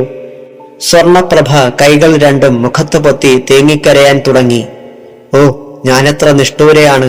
കാലങ്ങൾക്ക് ശേഷം കണ്ട പ്രേയസിയെ ഞാൻ കരയിപ്പിച്ചു. ക്ഷമിക്കൂ പ്രഭേ, എന്നോട് ക്ഷമിക്കൂ. ശരവണൻ സ്വയം ശപിച്ചു. അയാളുടെ തേങ്ങുന്ന ശബ്ദം കേട്ട് പ്രഭ കൈകൾ മുഖത്തു നിന്നും മാറ്റി. എന്റെ അവസാന വരവാണ്. എന്റെ ശരവണനെ ഒന്ന് കാണാനായി മാത്രമാണ് ഞാനിപ്പോൾ എത്തിയത്. എന്റെ സമയം അടുത്തു കഴിഞ്ഞു. ഭൂമിയിലെ എന്റെ വാസം തീരാൻ ഇനി കുറച്ചു സമയം മാത്രം. എന്റെ എല്ലാ ദുഃഖവും തീർന്നു. എന്റെ ശരവണൻ വലിയ ആളായി കുടുംബനാഥനായി സന്തോഷത്തോടെ ജീവിക്കുന്നില്ലേ? പെട്ടെന്ന് പുറത്തുനിന്ന സ്വർണപ്രഭ പ്രകാശധാരയായി ഭിത്തിയിലൂടെ കടന്ന് മുറിയിലെത്തി. ശരവണൻ സന്തോഷത്തോടെ അവളെ കെട്ടിപ്പിടിക്കാൻ അടുത്തപ്പോൾ അവൾ കൈയുയർത്തി വിലക്കി. അരുത്, ഒന്നും ചിന്തിക്കാതെയാണ് അങ്ങ് ഇപ്പോൾ പ്രവർത്തിച്ചത്. എനിക്ക് സ്വന്തമായി രൂപമില്ല. താങ്കൾ ഈ നിഴലിനെ തൊട്ടാൽ എന്റെ ഈ മായിക പ്രകാശരൂപം ആ നിമിഷം കൊണ്ട് എരിഞ്ഞ് ധൂളിയായി തീരും. ശരവണൻ മുന്നോട്ട് വെച്ച കൈകൾ പിൻവലിച്ചു. അത് പോട്ടെ, താങ്കൾ പൂവാനം തറവാട് വിലയ്ക്ക് വാങ്ങാൻ പോകയല്ലേ? സ്വർണപ്രഭ മന്ദഹാസത്തോടെ അയാളെ നോക്കി. അതെ, പ്രഭയെന്ന രാജകുമാരി വിഹരിച്ച കൊട്ടാരം എനിക്ക് വേണം. അതെന്റെ ഓർമ്മകളെ കൂടുതൽ പൂവണിയിക്കും. കൂടാതെ എന്നെ നിഷ്ഠൂരമായി ചവിട്ടിമെതിച്ച രാജാക്കന്മാരോടുള്ള ഒരു മധുരമായ പ്രതികാരവും. ശരവണൻ ഒന്ന് നിശ്വസിച്ചു. നല്ലത്. ആ മാളികയിൽ വിലമതിക്കാനാകാത്ത നിധികളാണുള്ളത്. അതിന്റെയെല്ലാം ഇനിയുള്ള യഥാർത്ഥ അനന്തരാവകാശിക്ക് തന്നെ കിട്ടുകയല്ലേ? സ്വർണപ്രഭ മന്ദഹസിച്ചു. ഞാനോ അനന്തരാവകാശി? ഞാനോ? ശരവണൻ അത്ഭുതത്തോടെ കുലുങ്ങിച്ചിരിച്ചു. അതെ, താങ്കൾ തന്നെയാണ് അതിന്റെ അനന്തരാവകാശി അല്ലേ? ചിന്തിച്ചു നോക്ക്. അവൾ വീണ്ടും മന്ദഹസിച്ചു. അങ്ങയ്ക്ക് അത് ആവശ്യമില്ലെങ്കിൽ ദയവായി നല്ല കാര്യങ്ങൾക്കായി സർക്കാരിലേക്ക് സമർപ്പിക്കുക. തീർച്ചയായും ഞാനത് ചെയ്യാം പ്രഭേ, നീ കുണ്ഠിതപ്പെടേണ്ട. ശരവണൻ സ്നേഹത്തോടെ പറഞ്ഞു. താങ്കളോട് എനിക്ക് ഒരു അപേക്ഷ കൂടിയുണ്ട്. പ്രഭ വിനയപൂർവം അപേക്ഷിച്ചപ്പോൾ ശരവണൻ ഹാർമോണിയത്തിന് പിന്നിലുള്ള കസേരയിൽ മെല്ലെ ഇരുന്നു. പറഞ്ഞോളൂ സ്വർണപ്രഭേ. ശരവണന്റെ ആർദ്രമായുള്ള സ്വർണപ്രഭ എന്ന അഭിസംബോധനയിൽ സ്വർണപ്രഭ കോരിത്തരിച്ചുപോയി. എന്നെ ഭൂമിയിൽ വേണ്ടുവോളം സഹായിക്കുകയും സംരക്ഷിക്കുകയും ചെയ്ത ഒരു സുഹൃത്തിന്റെ കാര്യം ഞാൻ പറഞ്ഞല്ലോ. പ്രഭ പറഞ്ഞു നിർത്തിയപ്പോൾ ശരവണൻ ബാക്കി കേൾക്കാനുള്ള താല്പര്യത്തോടെ പുഞ്ചിരിച്ചു. ഓ, പറഞ്ഞോളൂ, ഞാനെന്താണ് അയാൾക്ക് വേണ്ടി ചെയ്യേണ്ടത്? ശരവണൻ ഇടതുകൈ ഹാർമോണിയത്തിൽ മെല്ലെ വെച്ചപ്പോൾ അതിൽ നിന്ന് ഒരു സമീകൃത രാഗധ്വനി പൊട്ടിവിടർന്നു. ശരവണൻ അദ്ദേഹത്തെ സിനിമാ ഫീൽഡിലേക്ക് കൊണ്ടുപോകണം. നല്ല ഭാവിയുള്ള ഒരു എഴുത്തുകാരനാണ് അദ്ദേഹം. എന്റെ കഥ ഇപ്പോൾ അദ്ദേഹം നോവൽ രൂപത്തിലാക്കുകയാണ്. പെട്ടെന്ന് ശരവണൻ ചിന്താമഗ്നനായി അല്പനേരം വലതുകൈ നെറ്റിയിൽ വെച്ച് കണ്ണടച്ചിരുന്നു. മെല്ലെ കണ്ണു തുറന്നു. മനസ്സിലായി, കീർത്തിദാസ് അല്ലേ? ഓ, അയാൾ ആര്? വലിയ നോവലിസ്റ്റ് അല്ലേ? പക്ഷേ വിധിയെ ആർക്ക് തടയാനാകും? ശരവണൻ വിഷമത്തോടെ അവളെ നോക്കി. എന്താണ് ശരവണൻ പറഞ്ഞു വരുന്നത്? കീർത്തിക്ക് എന്ത് സംഭവിച്ചു? ഒരിക്കലും ഒരു എഴുത്തുകാരനും ഇങ്ങനെ ഒരു അവസ്ഥ സംഭവിക്കരുതേ എന്ന് നമുക്ക് ആദ്യം ഈശ്വരനോട് പ്രാർത്ഥിക്കാം. സ്വർണപ്രഭയുടെ ക്ഷമ നശിച്ചു. ഉത്കണ്ഠയാൽ അവൾ ശരവണന്റെ അടുത്തേക്ക് നടന്നു ചെന്ന് അയാളുടെ മുഖത്തേക്ക് തറപ്പിച്ചു നോക്കി. കീർത്തിക്ക് എന്ത് സംഭവിച്ചു? എനിക്കതറിയാൻ തിടുക്കമായി. അയാൾ മെന്റലി വറീഡാണ്. ഇനിയും നോർമലായിട്ടില്ല. മനസ്സിനേറ്റ എന്തോ കടുത്ത നൈരാശ്യമാണ് കാരണം. എന്ത്, എന്റെ കീർത്തിദാസിന് ഭ്രാന്താണെന്നോ? ഒരിക്കലുമില്ല. അദ്ദേഹം ശക്തനാണ്. എനിക്ക് അദ്ദേഹത്തെ ഉടൻ കാണണം. ഞാൻ പോയി വരട്ടെ ശരവണൻ. അവൾ കൈകൂപ്പി പുറത്തേക്ക് പ്രകാശധാരയായി പെട്ടെന്ന് ഒഴുകി മറഞ്ഞു. പുറത്തേക്ക് വന്ന അവൾക്ക് അല്പസമയമേ അന്തരീക്ഷത്തിലൂടെ മുന്നോട്ട് സഞ്ചരിക്കാനായുള്ളൂ. പെട്ടെന്ന് അവൾ ചാരനിറം പൂണ്ട ഒരു വൈകൃത രൂപമായി. നിമിഷങ്ങൾ കഴിഞ്ഞപ്പോൾ ആ രൂപം ലക്ഷ്യമില്ലാതെ അന്തരീക്ഷത്തിൽ ഒരു ചരട് പൊട്ടിയ പട്ടം പോലെ ആടി ഉലഞ്ഞ് പറക്കാൻ തുടങ്ങി. ഈ സമയം ആ രൂപം എന്തിനോ വേണ്ടി കൈകൾ മുന്നോട്ട് വീശി യാചിച്ചുകൊണ്ട് അനിയന്ത്രിതമായി തലയാട്ടുന്നുണ്ടായിരുന്നു. ചന്ദ്രികയില്ലാത്ത രാത്രിയായിരുന്നെങ്കിലും അവിടമാകെ പെട്ടെന്ന് പ്രകാശപൂരമായി. സ്വർണപ്രഭയെന്ന യക്ഷി സൂര്യനെപ്പോലെ കത്തിജ്വലിക്കാൻ തുടങ്ങി. പെട്ടെന്ന് ജ്വാലയിലൂടെ ആ രൂപം പൊട്ടിച്ചിതറി ധൂളികളായി കാറ്റിൽ ലയിക്കാൻ തുടങ്ങി. അല്പനേരം കൊണ്ട് അത് അപ്രത്യക്ഷമായി. ഇതൊന്നും അറിയാതെ ശരവണൻ നിറഞ്ഞു നിന്ന കണ്ണുകൾ കൈവിരലുകൾ കൊണ്ട് തുടച്ചു. നേരത്തെ തുടങ്ങിവെച്ച ജോലി വീണ്ടും ആരംഭിക്കാൻ തുടങ്ങി. വേളി ഗ്രാമത്തെ ആഹ്ലാദ തിമിർപ്പിലാക്കിയ ഒരു വാർത്തയായിരുന്നു പൂവാനം തറവാട് ഒരു സംഗീത സംവിധായകൻ വിലയ്ക്ക് വാങ്ങിയിരിക്കുന്നു. ബോംബെയിലായിരുന്ന പൂവാനത്തെ ഏക അനന്തരാവകാശിയായ ഡോക്ടർ രാഹുൽ 2 ദിവസം മുമ്പാണ് ചന്ദ്രകാന്ത മാളികയിലെത്തിയത്. ഇളയച്ഛന്റെ അടിയന്തര നിർദ്ദേശപ്രകാരമാണ് അയാൾ എത്തിയത്. പൂവാനം തറവാട് കൈമാറിക്കൊണ്ടുള്ള ആധാര രജിസ്ട്രേഷൻ നടപടികൾ കഴിഞ്ഞപ്പോൾ ഏറ്റവും കൂടുതൽ സന്തോഷിച്ചത് പ്രഭാകര മേനോനാണ്. ഓ, ആശ്വാസമായി. ആ നരകം നമ്മുടെ കൺമുന്നിൽ നിന്ന് ഒഴിഞ്ഞു പോയല്ലോ. ഇനിയത് വാങ്ങിയവർ ഇടിച്ചു പൊളിക്കും, സംശയമില്ല. പ്രഭാകര മേനോൻ ആശ്വസിച്ചപ്പോൾ ദേവിക്കും എന്തെന്നില്ലാത്ത ആശ്വാസമായി. അച്ഛാ, ഭദ്രകാളി ക്ഷേത്രം അയാൾ പഴയപടിയാക്കാമെന്ന് ഏറ്റിട്ടുണ്ട്, ഋഷി പറഞ്ഞു. ആ, കാരണവന്മാർ പണ്ട് പറഞ്ഞത് ശരി തന്നെ. ഏതു ദൈവത്തിനും നമ്മെപ്പോലെ തന്നെ കഷ്ടകാലമുണ്ടെന്ന് കൂട്ടിക്കൊള്ളുക. പ്രഭാകര മേനോൻ പുഞ്ചിരിച്ചുകൊണ്ട് പറഞ്ഞപ്പോൾ എല്ലാവരും പുഞ്ചിരിച്ചു. അജയ് ഘോഷ് മടങ്ങിപ്പോകാനുള്ള ധൃതിയിലാണ്. ഭാര്യയും മക്കളും മുംബൈയിൽ എത്തിയിട്ട് മാസങ്ങൾ പിന്നിട്ടു. എത്രയും വേഗം കീർത്തിയെയും മുംബൈയിലെത്തിക്കണമെന്ന് അദ്ദേഹം ആഗ്രഹിച്ചു. മനോരോഗിയായ കീർത്തിയെയും കൂട്ടി അദ്ദേഹം വേളി ഗ്രാമത്തിലെത്തിയത് കീർത്തിദാസിന്റെ മനസ്സിനേറ്റ ആഘാതത്തിന്റെ കാരണമെന്തെന്നറിയാനായിരുന്നു. അയാളെ ഇപ്പോൾ പരിശോധിക്കുന്ന ഡോക്ടർ ഹെൻറിയുടെ ഉപദേശപ്രകാരമാണ് ഒരിക്കൽ കൂടി എത്തിയത്. എന്നാൽ കാര്യമായ ഒരു വിവരവും അജയ് ഘോഷിന് ലഭിച്ചില്ല. വന്ന കാര്യം നിഷ്ഫലമായല്ലോ എന്നോർത്ത് അജയ് ഘോഷ് വളരെ ദുഃഖിച്ചു. കീർത്തിയുടെ എല്ലാ കാര്യങ്ങളിലും അയാളെ സഹായിക്കുന്നത് അച്ഛനാണ്. കുളിക്കുന്ന കാര്യം പോലും നിർബന്ധിക്കുമ്പോൾ മാത്രമാണ് കീർത്തി ബാത്റൂമിൽ കയറാറുള്ളത്. ഇല്ലെങ്കിൽ അയാൾ കുളിക്കാറുമില്ല. അഥവാ തനിയെ കയറിയാൽ തന്നെ ബാത്റൂമിൽ നിന്ന് അയാളെ ഇറക്കാൻ ബുദ്ധിമുട്ടാണ്. ജലത്തിൽ തുറച്ചു നോക്കി നിൽക്കുക, എന്തെല്ലാമോ അസ്പഷ്ടമായി സംസാരിക്കുക. അച്ഛൻ കയറി മുഖത്ത് ജലമൊഴിക്കുമ്പോഴാണ് അയാൾ മുഖമുയർത്തുന്നത്. ഒരു ദിവസം കീർത്തിദാസിന്റെ ദേഹത്ത് ജലമൊഴിച്ചു കൊടുത്തിട്ട് മകൻ കുളിക്കുന്നത് കണ്ട് അജയ് ഘോഷ് തിരികെ മകന്റെ മുറിയിലേക്ക് ചെന്നു. എന്തെങ്കിലും വിവരങ്ങൾ കിട്ടുമോ എന്ന് പരിശോധിക്കാൻ അയാൾ കീർത്തിയുടെ അലമാരയും സ്യൂട്ട്കേസും മേശപ്പുറവുമെല്ലാം ഓടിച്ചു നോക്കി. പ്രത്യേകിച്ച് ഒന്നും കാണാൻ കഴിയാതെ തിരിച്ചു നടക്കാൻ തുടങ്ങിയ അദ്ദേഹം കട്ടിലിൽ നിന്ന് മെത്ത പകുതിയോളം മാറിക്കിടക്കുന്നത് കണ്ട് അത് നേരെയാക്കി. പെട്ടെന്ന് ഒരു കനത്ത ഡയറി മെത്തയുടെ അടിയിൽ നിന്ന് നിലത്ത് വീണു. അത് കീർത്തിദാസ് എന്ന വിഖ്യാത നോവലിസ്റ്റിന്റെ പേഴ്സണൽ ഡയറി ആയിരുന്നു. വീണ്ടും എന്തെങ്കിലും മെത്തയുടെ അടിയിൽ ഉണ്ടോ എന്നറിയാൻ അദ്ദേഹം മെത്ത ഉയർത്തി നോക്കി. അദ്ദേഹം അത്ഭുതപ്പെട്ടുപോയി. മെത്തയ്ക്ക് അടിയിൽ സുന്ദരിയായ ഒരു പെൺകുട്ടിയുടെ വിവിധ തരം ചിത്രങ്ങൾ. അജയ് ഘോഷ് അത് ആവേശത്തോടും അത്ഭുതത്തോടും കൂടി വലിച്ചെടുത്തു. ഫോട്ടോയ്ക്ക് താഴെ എഴുതിയിരിക്കുന്ന ഇംഗ്ലീഷ് വരിയിലേക്ക് അദ്ദേഹം തറപ്പിച്ചു നോക്കി. Hey angel, you are the soul of Keerthidas. Ajay Ghosh ഒരു നിമിഷം സ്തംഭിച്ചുപോയി. അദ്ദേഹം പെട്ടെന്ന് ഡയറി തുറന്ന് പേപ്പറുകൾ മറിച്ചു. പകുതിയോളം കാര്യങ്ങൾ കീർത്തിദാസ് ബോംബെയിൽ താമസിക്കുമ്പോൾ എഴുതിയ കാര്യങ്ങളായിരുന്നു. എന്നാൽ അതിനുശേഷമുള്ള പേജുകളിൽ തന്റെ മകന്റെ വിരൽ തുമ്പിൽ നിന്ന് പിറന്ന വൈരൂപ്യ വരികൾ തെളിയാൻ തുടങ്ങി. നീ ആര് ദേവതേ? ആകാശത്തു നിന്ന് പൊട്ടിവീണ വൈഡൂര്യ നക്ഷത്രമോ അതോ അനഘമുത്തോ? ഞാൻ നിന്റെ പിറവി അന്വേഷിച്ച് വളരെ പിറകിലേക്ക് പോകുന്നു. നീ ഇന്ദ്രന്റെ ശാപമേറ്റ് ഭൂമിയിലേക്ക് വന്ന ഉർവശിയാണ്, അല്ലെങ്കിൽ മേനകയാണ്, അതുമല്ലെങ്കിൽ രംഭയാകാം. എന്തായാലും ഈ കീർത്തിദാസിന്റെ മാനസിക നില തെറ്റിച്ച നിനക്ക് എന്റെ ഇനിയുള്ള നിശീധിനികളെ പൂവണിയിച്ചുകൂടെ? പെട്ടെന്ന് അജയ് ഘോഷ് വായന നിർത്തി ഡയറികളും ഫോട്ടോയും ഭദ്രമായി മറ്റൊരിടത്ത് സൂക്ഷിച്ചു വെച്ചു.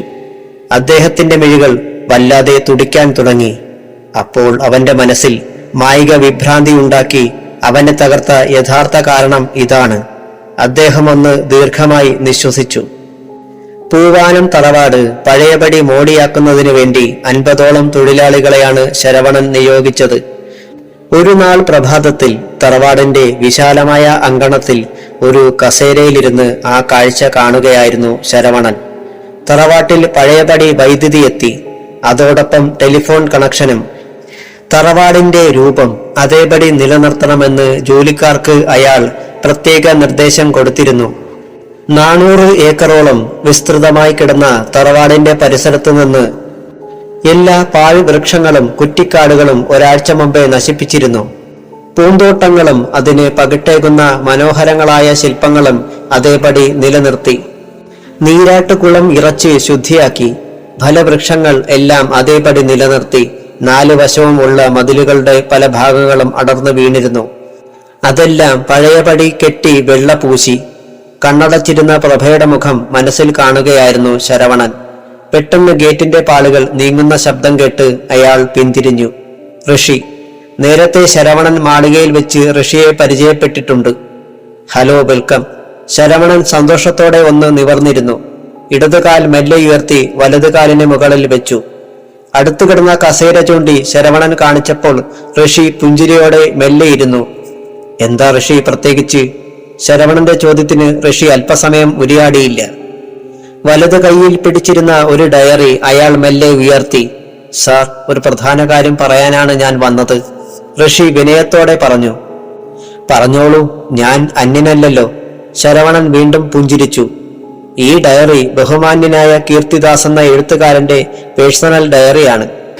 ഇതിൽ കീർത്തി എന്ന എഴുത്തുകാരൻ എഴുതിയ വളരെ പ്രധാനപ്പെട്ട ചില വിവരങ്ങളുണ്ട്. അതിലൊന്ന് ഈ ഭദ്രകാളി ക്ഷേത്രം പഴയപടി നിലനിർത്തി അവിടെ എല്ലാ വർഷവും നൃത്തോത്സവവും സംഗീതോത്സവവും നടത്തണമെന്നുള്ളതാണ്. ഇത് കീർത്തിയുടെ അഭിപ്രായമല്ല. ഋഷി പെട്ടെന്ന് നിർത്തി. പിന്നെ? ശരവണന് താല്പര്യമേറി. ഇത് ഈ ഗ്രാമത്തെ കിടുകിട വിറപ്പിച്ച എന്റെ സഹോദരിയായ സ്വർണപ്രഭയുടെ ആഗ്രഹമാണ്. ശരവണൻ സ്വയം മറന്നു. അതെ സാർ, അത് നമുക്ക് നടത്തണം. ഋഷി പ്രതീക്ഷയോടെ ശരവണനെ നോക്കി. ശരവണന്റെ മുഖത്ത് പെട്ടെന്ന് വിവിധ ഭാവങ്ങൾ ഉണ്ടാകുന്നത് ഋഷി കണ്ടു. താൻ പറഞ്ഞത് ഇദ്ദേഹത്തിന് ഒരു പക്ഷേ ഇഷ്ടമായിട്ടുണ്ടാകില്ല. ഋഷിക്ക് തോന്നി. സോറി, ഞാൻ പറഞ്ഞത് സാറിന് ഇഷ്ടമായില്ലെന്ന് തോന്നുന്നു. ഋഷി അസ്വസ്ഥതയോടെ നോക്കി. പെട്ടെന്ന് ഈറനായ കണ്ണുകൾ നിറഞ്ഞു തുളുമ്പും മുൻപ് ശരവണൻ കയ്യിലിരുന്ന ലേസെടുത്ത് ഒപ്പി. ഋഷി ആകെ വല്ലാതായി.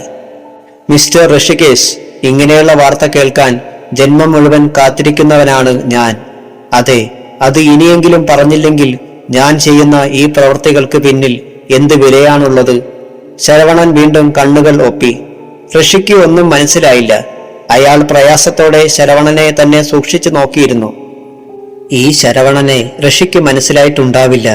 ഇപ്പോൾ വിരൂപനായ ഈ ശരവണൻ ഒരു കാലത്ത് താങ്കളുടെ സഹോദരിക്ക് പ്രിയപ്പെട്ടവനായിരുന്നു. ഋഷി ചാടി എഴുന്നേറ്റു. ഇരിക്കൂ സഹോദര. ശരവണൻ സ്നേഹത്തോടെ കൈ ഉയർത്തിയപ്പോൾ ഋഷി മെല്ലെയിരുന്നു.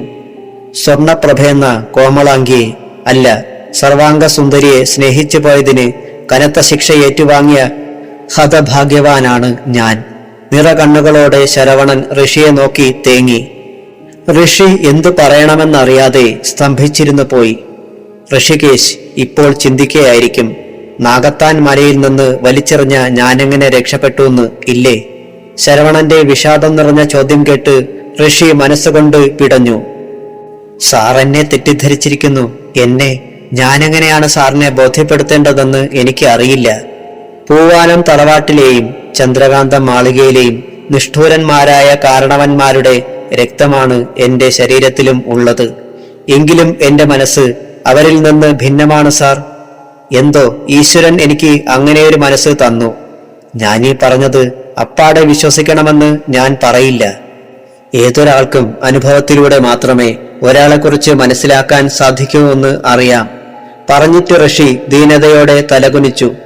അവന്റെ ദീനതയിൽ ശരവണന് വല്ലായ്മ തോന്നി. ഈ ചെറുപ്പക്കാരനുമായി ഏറെ നാളത്തെ പരിചയമില്ലെങ്കിലും അയാളുടെ വിനയത്തിന്റെയും നിഷ്കളങ്കതയുടെയും പുറത്ത് തനിക്ക് ഇയാളെ മനസ്സിലാക്കാൻ കഴിഞ്ഞിട്ടുണ്ട്. ഋഷി നല്ലവനാണ്. ശരവണന്റെ അന്തരാത്മാവ് മന്ത്രിച്ചു. ഞാൻ പറഞ്ഞത് മിസ്റ്റർ ഋഷികേശിനെ ഉദ്ദേശിച്ചല്ല. ഋഷികേശ് അത്തരത്തിലൊരാളല്ലെന്ന് ഞാൻ മനസ്സിലാക്കി കഴിഞ്ഞു. എന്റെ വാക്കുകൾ താങ്കളെ മുറിവേൽപ്പിച്ചിട്ടുണ്ടെങ്കിൽ ക്ഷമിക്കുക. ശരവണൻ കൈകൾ ഉയർത്തി ഋഷിയുടെ വലത് കൈ പിടിച്ച് നെഞ്ചിൽ വെച്ചു. സാറെന്തായി കാണിക്കുന്നത്? അതെല്ലാം ഞാനപ്പോഴേ മറന്നില്ലേ? കരച്ചിലും ചിരിയും ഒരുപോലെ ഋഷിയുടെ മുഖത്ത് വന്നു. പെട്ടെന്ന് തറവാട്ടിനുള്ളിൽ ഫ്ലോർ തുടച്ചുകൊണ്ടിരുന്ന ഒരു ചെറുപ്പക്കാരൻ ഓടിയിറങ്ങി വന്നു. സാറിന് ഫോണുണ്ട്. അയാൾ ശരവണനോട് വിനയത്തോടെ പറഞ്ഞപ്പോൾ ശരവണൻ മെല്ലെ എഴുന്നേറ്റു. സോറി, ഞാനുടൻ വരാം, പ്ലീസ് വെയിറ്റ്. ഋഷി പുഞ്ചിരിയോടെ തലയാട്ടി. ഋഷിയുടെ കണ്ണുകൾ പൂവാനം തറവാട്ടിലേക്ക് തിരിഞ്ഞു. ഇത് പൂവാനം തറവാട് തന്നെയോ? അയാൾക്ക് വിശ്വസിക്കാനായില്ല. മനുഷ്യരെ അഹോരാത്രം ഭീതിപ്പെടുത്തി നിശ്ചലമായി നിന്ന ആ പഴയ തറവാടിനെ ഋഷി ഒന്ന് മനസ്സിൽ കണ്ടു. ബീഭത്സപൂർണം. എന്നാൽ ഇപ്പോഴോ അതിന്റെ അഴുക്കും ഭീതിദായകവുമായ മുഖം മാറിയിരിക്കുന്നു. അനുപമമായ അതിന്റെ പഴയ രൂപവും പ്രൗഢിയും തിരിച്ചെത്തിയിരിക്കുന്നു. ഇവിടെ ഒരു യക്ഷിബാധയുണ്ടായിരുന്നെന്ന് ഇപ്പോൾ ആർക്ക് തോന്നും? ഋഷി സ്വയം ചോദിച്ചു. ഇരുന്ന് മുഷിഞ്ഞോ? ശരവണൻ മെല്ലെ നടന്ന് വന്നു. ആ നടത്തത്തിൽ അയാളുടെ ഒരു കാൽ കൃത്രിമ കാലാണെന്ന് ഒറ്റ നോട്ടത്തിൽ ആർക്കും തോന്നുകയില്ല. എന്റെ മകളാണ് വിളിച്ചത്. വൈഡൂര്യ ഡോക്ടറാണ്. സർവോപരി അവൾ നല്ലൊരു നർത്തകിയുമാണ്. അവൾ തറവാട്ടിൽ ഇന്നെത്തുമെന്നായിരുന്നു പറഞ്ഞിരുന്നത്. എന്നാൽ അവൾക്ക് ഇന്ന് വരാനാകില്ലെന്നാണ് അറിയിച്ചത്. ശരവണൻ കസേരയിൽ മെല്ലെയിരുന്നു. ഒരു സാധാരണ മനുഷ്യനെ പോലെ പറയുന്ന സമയത്ത് തന്നെ വരാനൊരു ഡോക്ടർക്ക് ആവുമോ സാർ? ഋഷി ചോദിച്ചു. You are correct. ശരവണൻ തലകുലുക്കി സമ്മതിച്ചു. സാർ, എനിക്കൊരു കാര്യം അറിഞ്ഞാൽ കൊള്ളാമെന്നുണ്ട്. ഇഷ്ടമല്ലാത്ത ചോദ്യമാണെങ്കിൽ സദയം ക്ഷമിക്കുക, ഋഷി വിനയപൂർവം പറഞ്ഞു. താങ്കൾക്ക് എന്ത് വേണമെങ്കിലും എന്നോട് ചോദിക്കാം. എന്നെ സംബന്ധിച്ച കാര്യമാണെങ്കിൽ എനിക്ക് 100% ശരിയായിട്ട് പറയാനാകും. ശരവണൻ പുഞ്ചിരിച്ചു. താങ്കളെ നാഗത്താൻ മലയിൽ നിന്ന് വലിച്ചെറിഞ്ഞതിന് ശേഷമുള്ള വിവരമാണ് എനിക്ക് അറിയേണ്ടത്. ഋഷി ദുഃഖത്തോടെ ശരവണനെ നോക്കി. ആ സംഭവം വളരെ വിശാലമായി പറയാൻ ഞാൻ അശക്തനാണ്. എങ്കിലും അതിന്റെ പ്രാധാന്യം ഒട്ടും ചോർന്നു പോകാതെ താങ്കളോട് ഇപ്പോൾ ചുരുക്കി പറയാം. ഒരു പ്രത്യേക നിർവികാരതയോടെ ശരവണൻ ലേസെടുത്ത് മുഖത്ത് പൊടിഞ്ഞു വന്ന വിയർപ്പ് കണങ്ങൾ തുടച്ചു. നാഗത്താൻ മലയിൽ നിന്ന് കീഴേക്കെറിയുന്നതിന് മുൻപ് ഞാൻ ഏൽക്കേണ്ടി വന്ന പീഡനങ്ങൾ, അത് ഒരു ജീവിക്കും ഒരു ശിക്ഷയായി ഈശ്വരൻ ഇനി കൊടുക്കരുതേ എന്ന് പ്രാർത്ഥിക്കുന്നു. ഇതാ നോക്ക്. ശരവണൻ പെട്ടെന്ന് അണിഞ്ഞിരുന്ന തന്റെ ജുബ്ബ മുകളിലേക്ക് വലിച്ചുയർത്തി അയാൾ നെഞ്ചിലേക്ക് കൈകൾ തടവി. ഈ നെഞ്ചിപ്പോൾ വെറും പൊള്ളയാണ്. രണ്ട് രാക്ഷസന്മാർ പൊതിരെ കാലുയർത്തി ചവിട്ടിപ്പൊട്ടിച്ച അസ്ഥികൾക്ക് പകരം കൃത്രിമ അസ്ഥികളാണ് ഇതിനുള്ളിൽ. ശരവണൻ വീണ്ടും ഷർട്ട് താഴേക്കിട്ടു. ഋഷി ആ കാഴ്ച കണ്ട് വിങ്ങിപ്പോയി. ചാക്കിനുള്ളിലാക്കിയ എന്നെ നിർദ്ദാരുണം താഴേക്ക് വലിച്ചെറിഞ്ഞപ്പോൾ താഴേക്ക് വന്ന ഞാൻ എവിടെയോ തട്ടിത്തെറിക്കുകയായിരുന്നു. ഒരു കാൽ വേർപെട്ട പ്രതീതി. പിന്നെയൊന്നും ഓർമ്മയില്ല. ശരവണൻ പറഞ്ഞു നിർത്തി വീണ്ടും ലേസെടുത്ത് മുഖം തുടച്ചു. ഋഷി അനുകമ്പ നിഴലിക്കുന്ന മുഖത്തോടെ ശരവണനെ തന്നെ നോക്കിയിരുന്നു. എന്റെ ഭൂമിയിലെ ജീവിതം പൂർത്തിയായിരുന്നില്ല. വിധിയെ തടുക്കാൻ ആർക്കാണ് ആവുക? ഒരു വലിയ വിഷഗ്വരൻ. എന്റെ ഭാഗ്യത്തിന് അപ്പോൾ ആദിവാസികൾക്കൊപ്പം കാട്ടിൽ പച്ചമരുന്നിനായി അലയുന്ന സമയമായിരുന്നു. ശരവണൻ ദൂരേക്ക് മിഴികൾ നട്ട് ഒരു നിമിഷം നിശബ്ദനായി. ആരാണ് അദ്ദേഹം? ആ നല്ല മനുഷ്യനാര്? ഋഷി ഉത്കണ്ഠയോടെ ഒന്നുകൂടി കസേരയിൽ നിവർന്നിരുന്നു. തമിഴ്നാട്ടിൽ നിന്നുള്ള ഒരു വൈദ്യൻ ഒരു പ്രധാന പച്ചമരുന്ന് ശേഖരിക്കാനായി നാഗത്താൻ മലയിലുണ്ടായിരുന്നു. ദൈവേച്ഛയാൽ ആ മനുഷ്യന്റെ കണ്ണിൽ തന്നെ ഞാൻ പെട്ടു. ശരവണൻ ഒന്ന് പുഞ്ചിരിച്ചു. ഈശ്വര ഭാഗ്യം, എന്റെ പെങ്ങൾ മാത്രം രക്ഷപ്പെട്ടില്ല. ഋഷി വിങ്ങലോടെ ഒന്ന് നിശ്വസിച്ചു. പ്രഭയോ, അവൾ ദേവതയാണ്. അവളുടെ ഭൂമിയിലെ സമയം തീർന്നിരിക്കാം. ശരവണൻ വിങ്ങലോടെ പുഞ്ചിരിച്ചു. അപ്പോൾ ആ നല്ല മനുഷ്യന്റെ കാരുണ്യത്താൽ താങ്കൾ ഈ അസുലഭ നിലയിലെത്തി. ഋഷി സ്നേഹത്തോടെ പറഞ്ഞു. അതെ, എന്റെ ഇന്നുള്ള എല്ലാ സൗഭാഗ്യങ്ങളുടെയും ഉറവിടം ആ നല്ല മനുഷ്യനാണ്. ശരവണൻ അഭിമാന പുരസ്സരം ഒന്ന് നിശ്വസിച്ചു. ഇതാ സാർ, ഇനി ഈ ഡയറി താങ്കളുടെ കൈവശം ഇരിക്കട്ടെ. ഋഷി എഴുന്നേറ്റ് ഡയറി ശരവണന്റെ നേർക്ക് നീട്ടിക്കൊണ്ട് പറഞ്ഞപ്പോൾ ശരവണൻ ഡയറിയിലേക്ക് മടിയോടെ തുറച്ചു നോക്കി. മടിക്കേണ്ട സാർ, വാങ്ങണം. ഇതിലെ പകുതി കാര്യങ്ങളും എന്റെ സഹോദരിയെക്കുറിച്ച് കീർത്തിദാസ് എഴുതിയിട്ടുള്ളതാണ്. ഈ വരികൾ വായിച്ചു കഴിഞ്ഞാൽ കീർത്തിദാസ് എന്ന അതുല്യ കലാകാരന്റെ ഇന്നുള്ള പതന കാരണവും താങ്കൾക്ക് വ്യക്തമായി അറിയാൻ കഴിയും. പ്ലീസ്. ഋഷിയുടെ യാചന കേട്ട് ശരവണൻ അത് മെല്ലെ വാങ്ങി. പിന്നെ ഋഷി നിന്നില്ല. അയാൾ വേഗം ഗേറ്റിനെ ലക്ഷ്യമാക്കി നടന്നു. സ്വർണപ്രഭയുടെ അഭിലാഷം സഫലമായി. പൂവാനം തറവാട്ടിലെ കുടുംബക്ഷേത്രത്തിലെ ഉത്സവത്തോടനുബന്ധിച്ച് നൃത്തോത്സവത്തിനും സംഗീതോത്സവത്തിനും മുഹൂർത്തം കുറിക്കപ്പെട്ടു. സ്വർണപ്രഭ നൃത്ത സംഗീതോത്സവം സുപ്രസിദ്ധ സംഗീത സംവിധായകൻ ശരവണദാസിന്റെ നേതൃത്വത്തിൽ അത് അരങ്ങേറുന്നു. രാജ്യത്തിന്റെ നാനാഭാഗത്തു നിന്നും കലാകാരന്മാരും കലാകാരികളും ഈ മംഗളകർമ്മത്തിൽ പങ്കെടുക്കാൻ താൽപര്യം കാട്ടി. കലാകാരന്മാരും കലാകാരികളും 2 ദിവസം മുൻപേ പൂവാനത്തേക്ക് വരവായി. 3 തട്ടുള്ള കൂറ്റൻ പന്തലാണ് കലോത്സവത്തിനായി സജ്ജമാക്കിയിട്ടുള്ളത്. പന്തലിന് ഉൾഭാഗം വിവിധ വർണ്ണങ്ങൾ കൊണ്ട് അലങ്കരിച്ചു. 10 ദിവസം നീണ്ടു നിൽക്കുന്ന കലോത്സവമാണ് ഒരുക്കിയിരിക്കുന്നത്. കലോത്സവത്തിൽ പങ്കെടുക്കാനെത്തുന്ന എല്ലാ കലാകാരന്മാർക്കും കലാകാരികൾക്കും താമസിക്കാൻ അതിവിശാലമായ പൂവാനം തറവാട്ടിൽ തന്നെ സൗകര്യം സജ്ജമാക്കി. ആദ്യ ദിവസത്തെ സംഗീതോത്സവം ശരവണന്റെ കച്ചേരിയോടും വൈഡൂര്യയുടെ നൃത്തത്തോടും കൂടി ആരംഭിക്കും. എല്ലാ വിശിഷ്ട വ്യക്തികളെയും പ്രത്യേകം ക്ഷണിച്ചിട്ടുണ്ട്. കലോത്സവത്തിന്റെ ഔപചാരിക ഉദ്ഘാടനം നിർവഹിക്കുന്നത് ഗവർണറാണ്. വേളി ഗ്രാമത്തെ ആനന്ദസാഗരത്തിൽ ആറാടിച്ചുകൊണ്ട് ഒടുവിൽ ആ മുഹൂർത്തം അരങ്ങേറുകയായി. അതിവിശാലമായ പന്തലിനുള്ളിൽ നിലവിളക്ക് കൊളുത്തി ഗവർണർ സംഗീതോത്സവം ഔപചാരികമായി ഉദ്ഘാടനം ചെയ്യപ്പെട്ടു. തുടർന്ന് വർണ്ണ പകിട്ടാർന്ന കരിമരുന്ന് പ്രയോഗം. സദസ്സിലുണ്ടായിരുന്ന ആയിരക്കണക്കിന് കലാസ്നേഹികളുടെ മനസ്സിൽ അത് കുളിർമഴ ചൊരിഞ്ഞു. വിശിഷ്ട അതിഥികൾക്കിരിക്കാൻ സ്റ്റേജിനു മുമ്പിൽ പ്രൗഢഗംഭീരമായ കസേരകൾ ഒരുക്കിയിരുന്നു. സ്റ്റേജിനുള്ളിൽ സ്വർണപ്രഭയുടെ 6 അടിയോളം ഉയരത്തിലുള്ള മനോഹരമായ ഒരു ചിത്രം ചാരിവെച്ചിരുന്നു. മൈക്കിലൂടെ അനൗൺസ്മെന്റ് ഉയർന്നു. സുഹൃത്തുക്കളെ, ഇന്ത്യയിൽ തന്നെ ഇത് ആദ്യമായുള്ള അതിമഹത്തായ ഒരു കലാസംരംഭം അരങ്ങേറുകയാണ്. സുപ്രസിദ്ധ കലാകാരന്മാരുടെ കലാവിരുന്നിന്റെ മാറ്റുരയ്ക്കപ്പെടുന്ന ഒരു കലോത്സവം. ഇത് ഒരിക്കലും മറക്കാനാകാത്ത ഒരു മഹത് സംഭവമാക്കുമെന്ന കാര്യത്തിൽ സംശയമില്ല. കാരണം ഇതിന്റെ അമരക്കാരൻ അനുഗ്രഹീത കലാകാരനായ സർവശ്രീ ശരവണദാസാണ്. ഈ കലോത്സവത്തിന് ഒരു പ്രത്യേകത കൂടിയുണ്ട്. അതായത് ഒരു കലാകാരൻ സംഗീതം ആലപിക്കുമ്പോൾ അതിനോടൊത്ത് ഒരു കലാകാരി നൃത്തവും ചെയ്യുന്നു. ഇത് നിങ്ങളെ കൂടുതൽ സന്തോഷഭരിതമാക്കുമെന്നുള്ള കാര്യത്തിൽ സംശയമില്ല. ഇതാ ശരവണന്റെ അനുഗ്രഹീത ശബ്ദമാധുരി ആരംഭിക്കുകയായി. ഒരു കാര്യം കൂടി ശ്രദ്ധിക്കുക, അദ്ദേഹത്തോടൊപ്പം നൃത്തമാടുന്നത് മറ്റാരുമല്ല, അദ്ദേഹത്തിന്റെ അരുമപുത്രി ഡോക്ടർ വൈഡൂര്യയാണ്. അനൗൺസ്മെന്റ് നിന്നു. സ്വർണ്ണ പകിട്ടാർന്ന തിരശീല മുകളിലേക്ക് ഉയരാൻ തുടങ്ങിയപ്പോൾ ശരവണന്റെ നാദമാധുരി പൊഴിയാൻ തുടങ്ങി. പെട്ടെന്ന് സ്റ്റേജിലേക്ക് സർവാംഗ സുന്ദരിയായ ഒരു നർത്തകി ചുവടുകൾ വെച്ച് മുന്നോട്ട് വന്നു. സദസ്സ് നിശ്ചലമായി. സൂചി നിലത്ത് വീണാൽ പോലും തിരിച്ചറിയാനാവുന്ന നിശബ്ദത.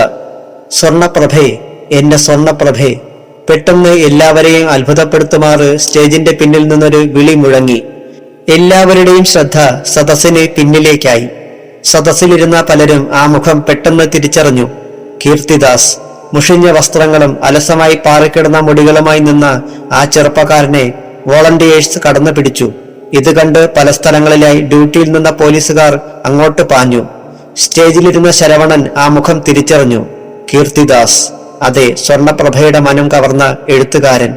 എന്റെ ഗാനങ്ങൾ അതേപടി പാടുന്ന ഗന്ധർവൻ. പിന്നെ ശരവണൻ മറ്റൊന്നും ചിന്തിച്ചില്ല. അയാൾ മൈക്കിലൂടെ മെല്ലെ വിളിച്ചു പറഞ്ഞു, സുഹൃത്തുക്കളെ, അത് കീർത്തിദാസ് എന്ന വിഖ്യാത സാഹിത്യകാരനാണ്. പെട്ടെന്ന് കീർത്തിയെ മുറുകെ പിടിച്ചു നിന്ന ആൾക്കാർ പിടിവിട്ടു. കീർത്തിദാസ് സ്വതന്ത്രനായി സ്റ്റേജിന് നടക്കുള്ള നടപ്പാതയിലൂടെ മുന്നോട്ട് നടന്നു. അദ്ദേഹത്തെ ആരും തടുക്കരുതേ, അദ്ദേഹം സ്റ്റേജിലേക്ക് വന്നോട്ടെ. ശരവണന്റെ വാക്കുകളിൽ ഗദ്ഗദം നിറഞ്ഞു നിന്നു. സ്റ്റേജിലേക്ക് കയറിയ കീർത്തി പാഞ്ഞു ചെന്ന് വൈഡൂര്യയെ നെഞ്ചോട് ചേർത്ത് ഗാഢം പുണർന്നു. പെട്ടെന്ന് സദസ്സിലാകെ സംസാരം നിറഞ്ഞു. ഇത് കണ്ട ശരവണൻ മെല്ലെ എഴുന്നേറ്റ് കീർത്തിയുടെയും വൈഡൂര്യയുടെയും അടുത്തേക്ക് ചെന്നു. വൈഡൂര്യ ഇത് കർത്തവ്യ മൂഢയായി അന്താളിച്ച് നിൽക്കുകയാണ്. ക്ഷമിക്കൂ മകളെ, ഇതിലൂടെ ഇദ്ദേഹം പഴയ കീർത്തിദാസ് ആകുമെങ്കിൽ നമുക്ക് തീർച്ചയായും അഭിമാനിക്കാം. വൈഡൂര്യ ദീനതയോടെ അച്ഛനെ നോക്കിയപ്പോൾ ശരവണൻ പുഞ്ചിരിയോടെ തലയാട്ടി. ആ തലയാട്ടലിന്റെ പൊരുൾ വൈഡൂര്യയ്ക്ക് പെട്ടെന്ന് മനസ്സിലായി. കീർത്തിദാസ് എന്ന അനുഗ്രഹീത കലാകാരന് മാനസിക രോഗമാണ്. പിന്നെ അവൾ സദസ്സിനെ പോലും കൂസാതെ കീർത്തിയെ തിരികെ മുറുകെ പുണർന്നു. അവളുടെ നെഞ്ചിൽ അയാൾ തന്റെ മുഖം അമർത്തി പൊട്ടിക്കരഞ്ഞു. നിമിഷങ്ങൾ നീങ്ങിയപ്പോൾ സദസ്സിൽ നന്ദിനിക്ക് ഒപ്പമിരുന്ന വിശിഷ്ടാതിഥികളും മറ്റും ആഹ്ലാദത്തോടെ കരഘോഷം മുഴക്കി. ശബ്ദകോലാഹലം കേട്ട് പെട്ടെന്ന് കീർത്തി കൈകൾ പിൻവലിച്ച് ജാള്യതയോടെ പിന്നോക്കം മാറി. അയാൾ വിറയ്ക്കാൻ തുടങ്ങി. ഞാൻ എവിടെയാണ്? അയാൾ ശരവണനോട് ചോദിച്ചു. ശരവണൻ മെല്ലെ അടുത്തു ചെന്ന് സ്നേഹത്തോടെ ചുമലിൽ തട്ടി. മിസ്റ്റർ കീർത്തിദാസ്, താങ്കൾ ഇപ്പോൾ പൂവാനം തറവാട്ടിലാണ്. എല്ലാം വിശദമായി പിന്നീട് പറയാം. കീർത്തി പിന്തിരിഞ്ഞ് വൈഡൂര്യയെ നോക്കി. ഈ സമയം ഋഷി സ്റ്റേജിലേക്ക് ഓടിയെത്തി. അതെ, സ്വർണപ്രഭ, ഋഷി അറിയാതെ മന്ത്രിച്ചു. നീ യക്ഷിജന്മം ഉപേക്ഷിച്ചോ? കീർത്തിയുടെ ചോദ്യം കേട്ട് ഋഷിയും ഒരു നിമിഷം ആശ്ചര്യപ്പെട്ടുപോയി. അവൻ ഒരു നിമിഷം ഓപ്പോൾ നേരത്തെ പറഞ്ഞ കാര്യം ഓർത്തു. ഒരു നാൾ നീ എന്നെ നേരിൽ കാണും. വൈഡൂര്യയും ശരവണനും ചിരിക്കാൻ തുടങ്ങിയപ്പോൾ അതിനോടൊപ്പം സദസ്യരും പൊട്ടിച്ചിരിച്ചു. കാര്യം മനസ്സിലായി ഋഷിയും മന്ദഹസിച്ചു. അതെ, സ്വർണപ്രഭയുടെ രണ്ടാമത്തെ അവതാരമാണ് എന്റെ മകൾ. ആരും ഇവൾ സ്വർണപ്രഭയല്ലെന്ന് പറയില്ലെങ്കിലും മിസ്റ്റർ കീർത്തിദാസ്, താങ്കൾ സ്വർണപ്രഭയോട് കൂടുതൽ അടുത്തയാളല്ലേ? എന്റെ മോൾക്കും സ്വർണപ്രഭയ്ക്കും തമ്മിൽ ഒരു ചെറിയ വ്യത്യാസമുണ്ട്. അതൊരു തലനാരിഴ വ്യത്യാസം മാത്രമാണെന്ന് പറയാം. കീർത്തിയൊന്ന് നോക്ക്, കണ്ടുപിടിക്ക്. ശരവണൻ അത് പറഞ്ഞപ്പോൾ വൈഡൂര്യ നാണത്താൽ മുഖം കുനിച്ചു. കീർത്തി അവളെ സശ്രദ്ധം നോക്കിയെങ്കിലും ഒന്നും കണ്ടെത്താനായില്ല. അയാൾ പുഞ്ചിരിച്ച് പിന്തിരിഞ്ഞു. ഇല്ല, ഒരു വ്യത്യാസവുമില്ല. നോ, വ്യത്യാസമുണ്ട്. സൂക്ഷിച്ചു നോക്ക്. സ്വർണപ്രഭയുടെ കൺപുരികങ്ങൾ ചെറിയ തോതിൽ സംഗമിച്ചിരുന്നു. എന്റെ മകൾക്ക് ആ വിശേഷതയില്ല. ശരവണൻ പുഞ്ചിരിച്ചു. കീർത്തി വീണ്ടും വൈഡൂര്യയെ നോക്കി. യെസ്, ശരിയാണ്, തലനാരിഴയ്ക്കുള്ള വ്യത്യാസം. അയാളുടെ സംസാരവും ആവേശവും കണ്ട് സദസ്സിൽ വീണ്ടും പൊട്ടിച്ചിരി മുഴങ്ങി. പെട്ടെന്ന് രണ്ടുപേർ സദസ്സിലേക്കോടി കിതച്ച് വന്നു. അത് അജയ് ഘോഷും അപർണയുമായിരുന്നു. അജയ് ഘോഷ് വന്നപാടെ മകനെ കെട്ടിപ്പുണർന്നു. പൊന്നുമോനെ, വീട്ടിലാരോടും പറയാതെ നീ നിന്ന രൂപത്തിൽ കടന്നു കളഞ്ഞല്ലോ. അദ്ദേഹം വെങ്ങിപ്പൊട്ടി. മിസ്റ്റർ അജയ് ഘോഷ്, ഈ നിൽക്കുന്നത് നിങ്ങളുടെ വീട്ടിൽ നിന്ന് സമനില തെറ്റി ഓടിപ്പോന്ന കീർത്തിദാസ് അല്ല. ഇത് നമ്മുടെ പഴയ വിഖ്യാതനായ എഴുത്തുകാരൻ കീർത്തിദാസ് ആണ്. സദസ്സിൽ കരഘോഷം. ശരവണൻ മെല്ലെ നിലത്തിരുന്നു. മൈക്കെടുത്ത് ചുണ്ടോട് ചേർത്തു. ബഹുമാന്യരെ, ഇനി എനിക്ക് പകരം ഇവിടെ പാടുന്നത് കീർത്തിദാസ് എന്ന അനുഗ്രഹീത ഗായകനാണ്. ഇദ്ദേഹത്തിന് ഒരു പ്രത്യേക വൈഭവം കൂടിയുണ്ട്. ഇദ്ദേഹം ഒരു സിത്താറിസ്റ്റ് കൂടിയാണ്. വീണ്ടും സദസ്സിൽ കയ്യടി. വൈഡൂര്യയും ഋഷിയും അജയഘോഷും അപർണയും സന്തോഷത്തോടെ കീർത്തിയെ നോക്കി നിന്നു. വരൂ കീർത്തിദാസ്, കമോൺ. ശരവണൻ സ്നേഹത്തോടെ ക്ഷണിച്ചപ്പോൾ കീർത്തി വിവിധ വികാരങ്ങൾ മിന്നിമറയുന്ന മുഖത്തോടെ ആമന്തം ശരവണന്റെ അടുത്തെത്തി മെല്ലെയിരുന്നു. പെട്ടെന്ന് സദസ്സിൽ സിത്താർ കൊണ്ട് വരപ്പെട്ടു. സിത്താറിൽ ചുംബിച്ച് വന്ദിച്ച് കണ്ണടച്ച് കീർത്തി മനസ്സിൽ ഒരു നിമിഷം സ്വർണപ്രഭയെ കണ്ടു. ആ ആലോല നീല വിലോചനകൾ അയാൾക്ക് പെട്ടെന്ന് ശ്രുതിയേകി. തുടർന്ന് ആ വിരലുകൾ യാന്ത്രികമായി സിത്താറിൻ തന്ത്രികളിൽ ഇഴഞ്ഞു. രാഗസുധാവർഷം, അതോടൊപ്പം കീർത്തിയുടെ മധുരമായ ശബ്ദവും പൊഴിയാൻ തുടങ്ങി. ചഞ്ചലിത ചഞ്ചലിത. സ്വർണപ്രഭയുടെ ഹൃദയം കവർന്ന ആ ഗാനത്തേൻതുള്ളികൾ സദസ്സിലേക്ക് പൊഴിയാൻ തുടങ്ങിയപ്പോൾ വൈഡൂര്യയുടെ കണ്ണുകളിൽ തിളക്കമാർന്നു. ആ കാലുകൾ ഗാനത്തിന്റെ താളവിന്യാസത്തോടൊപ്പം രാഗചിത്രങ്ങൾ വരയ്ക്കാൻ തുടങ്ങി. സദസ്യർ എല്ലാം മറന്ന് നിർനിമേഷരായി ആ നടനഗാന കേളിയിൽ ലയിച്ചിരുന്നു. കഥ അവസാനിച്ചു. ഇതുവരെ നിങ്ങൾക്ക് വേണ്ടി വായിച്ചത് മിഥുൻ മോഹൻ. കഥ ഇഷ്ടമായെങ്കിൽ ലൈക്ക്, ഷെയർ ആൻഡ് സബ്സ്ക്രൈബ് ചെയ്യാൻ മറക്കരുത്. പിന്നെ ബെൽ ബട്ടൺ അമർത്താനും. ഇതുവരെ എന്നെ സപ്പോർട്ട് ചെയ്ത എല്ലാവർക്കും എൻ്റെ ഹൃദയം നിറഞ്ഞ നന്ദി. ഇനിയും ഇതുപോലെ സപ്പോർട്ട് പ്രതീക്ഷിക്കുന്നു എന്ന് നിങ്ങളുടെ മിഥുൻ മോഹൻ.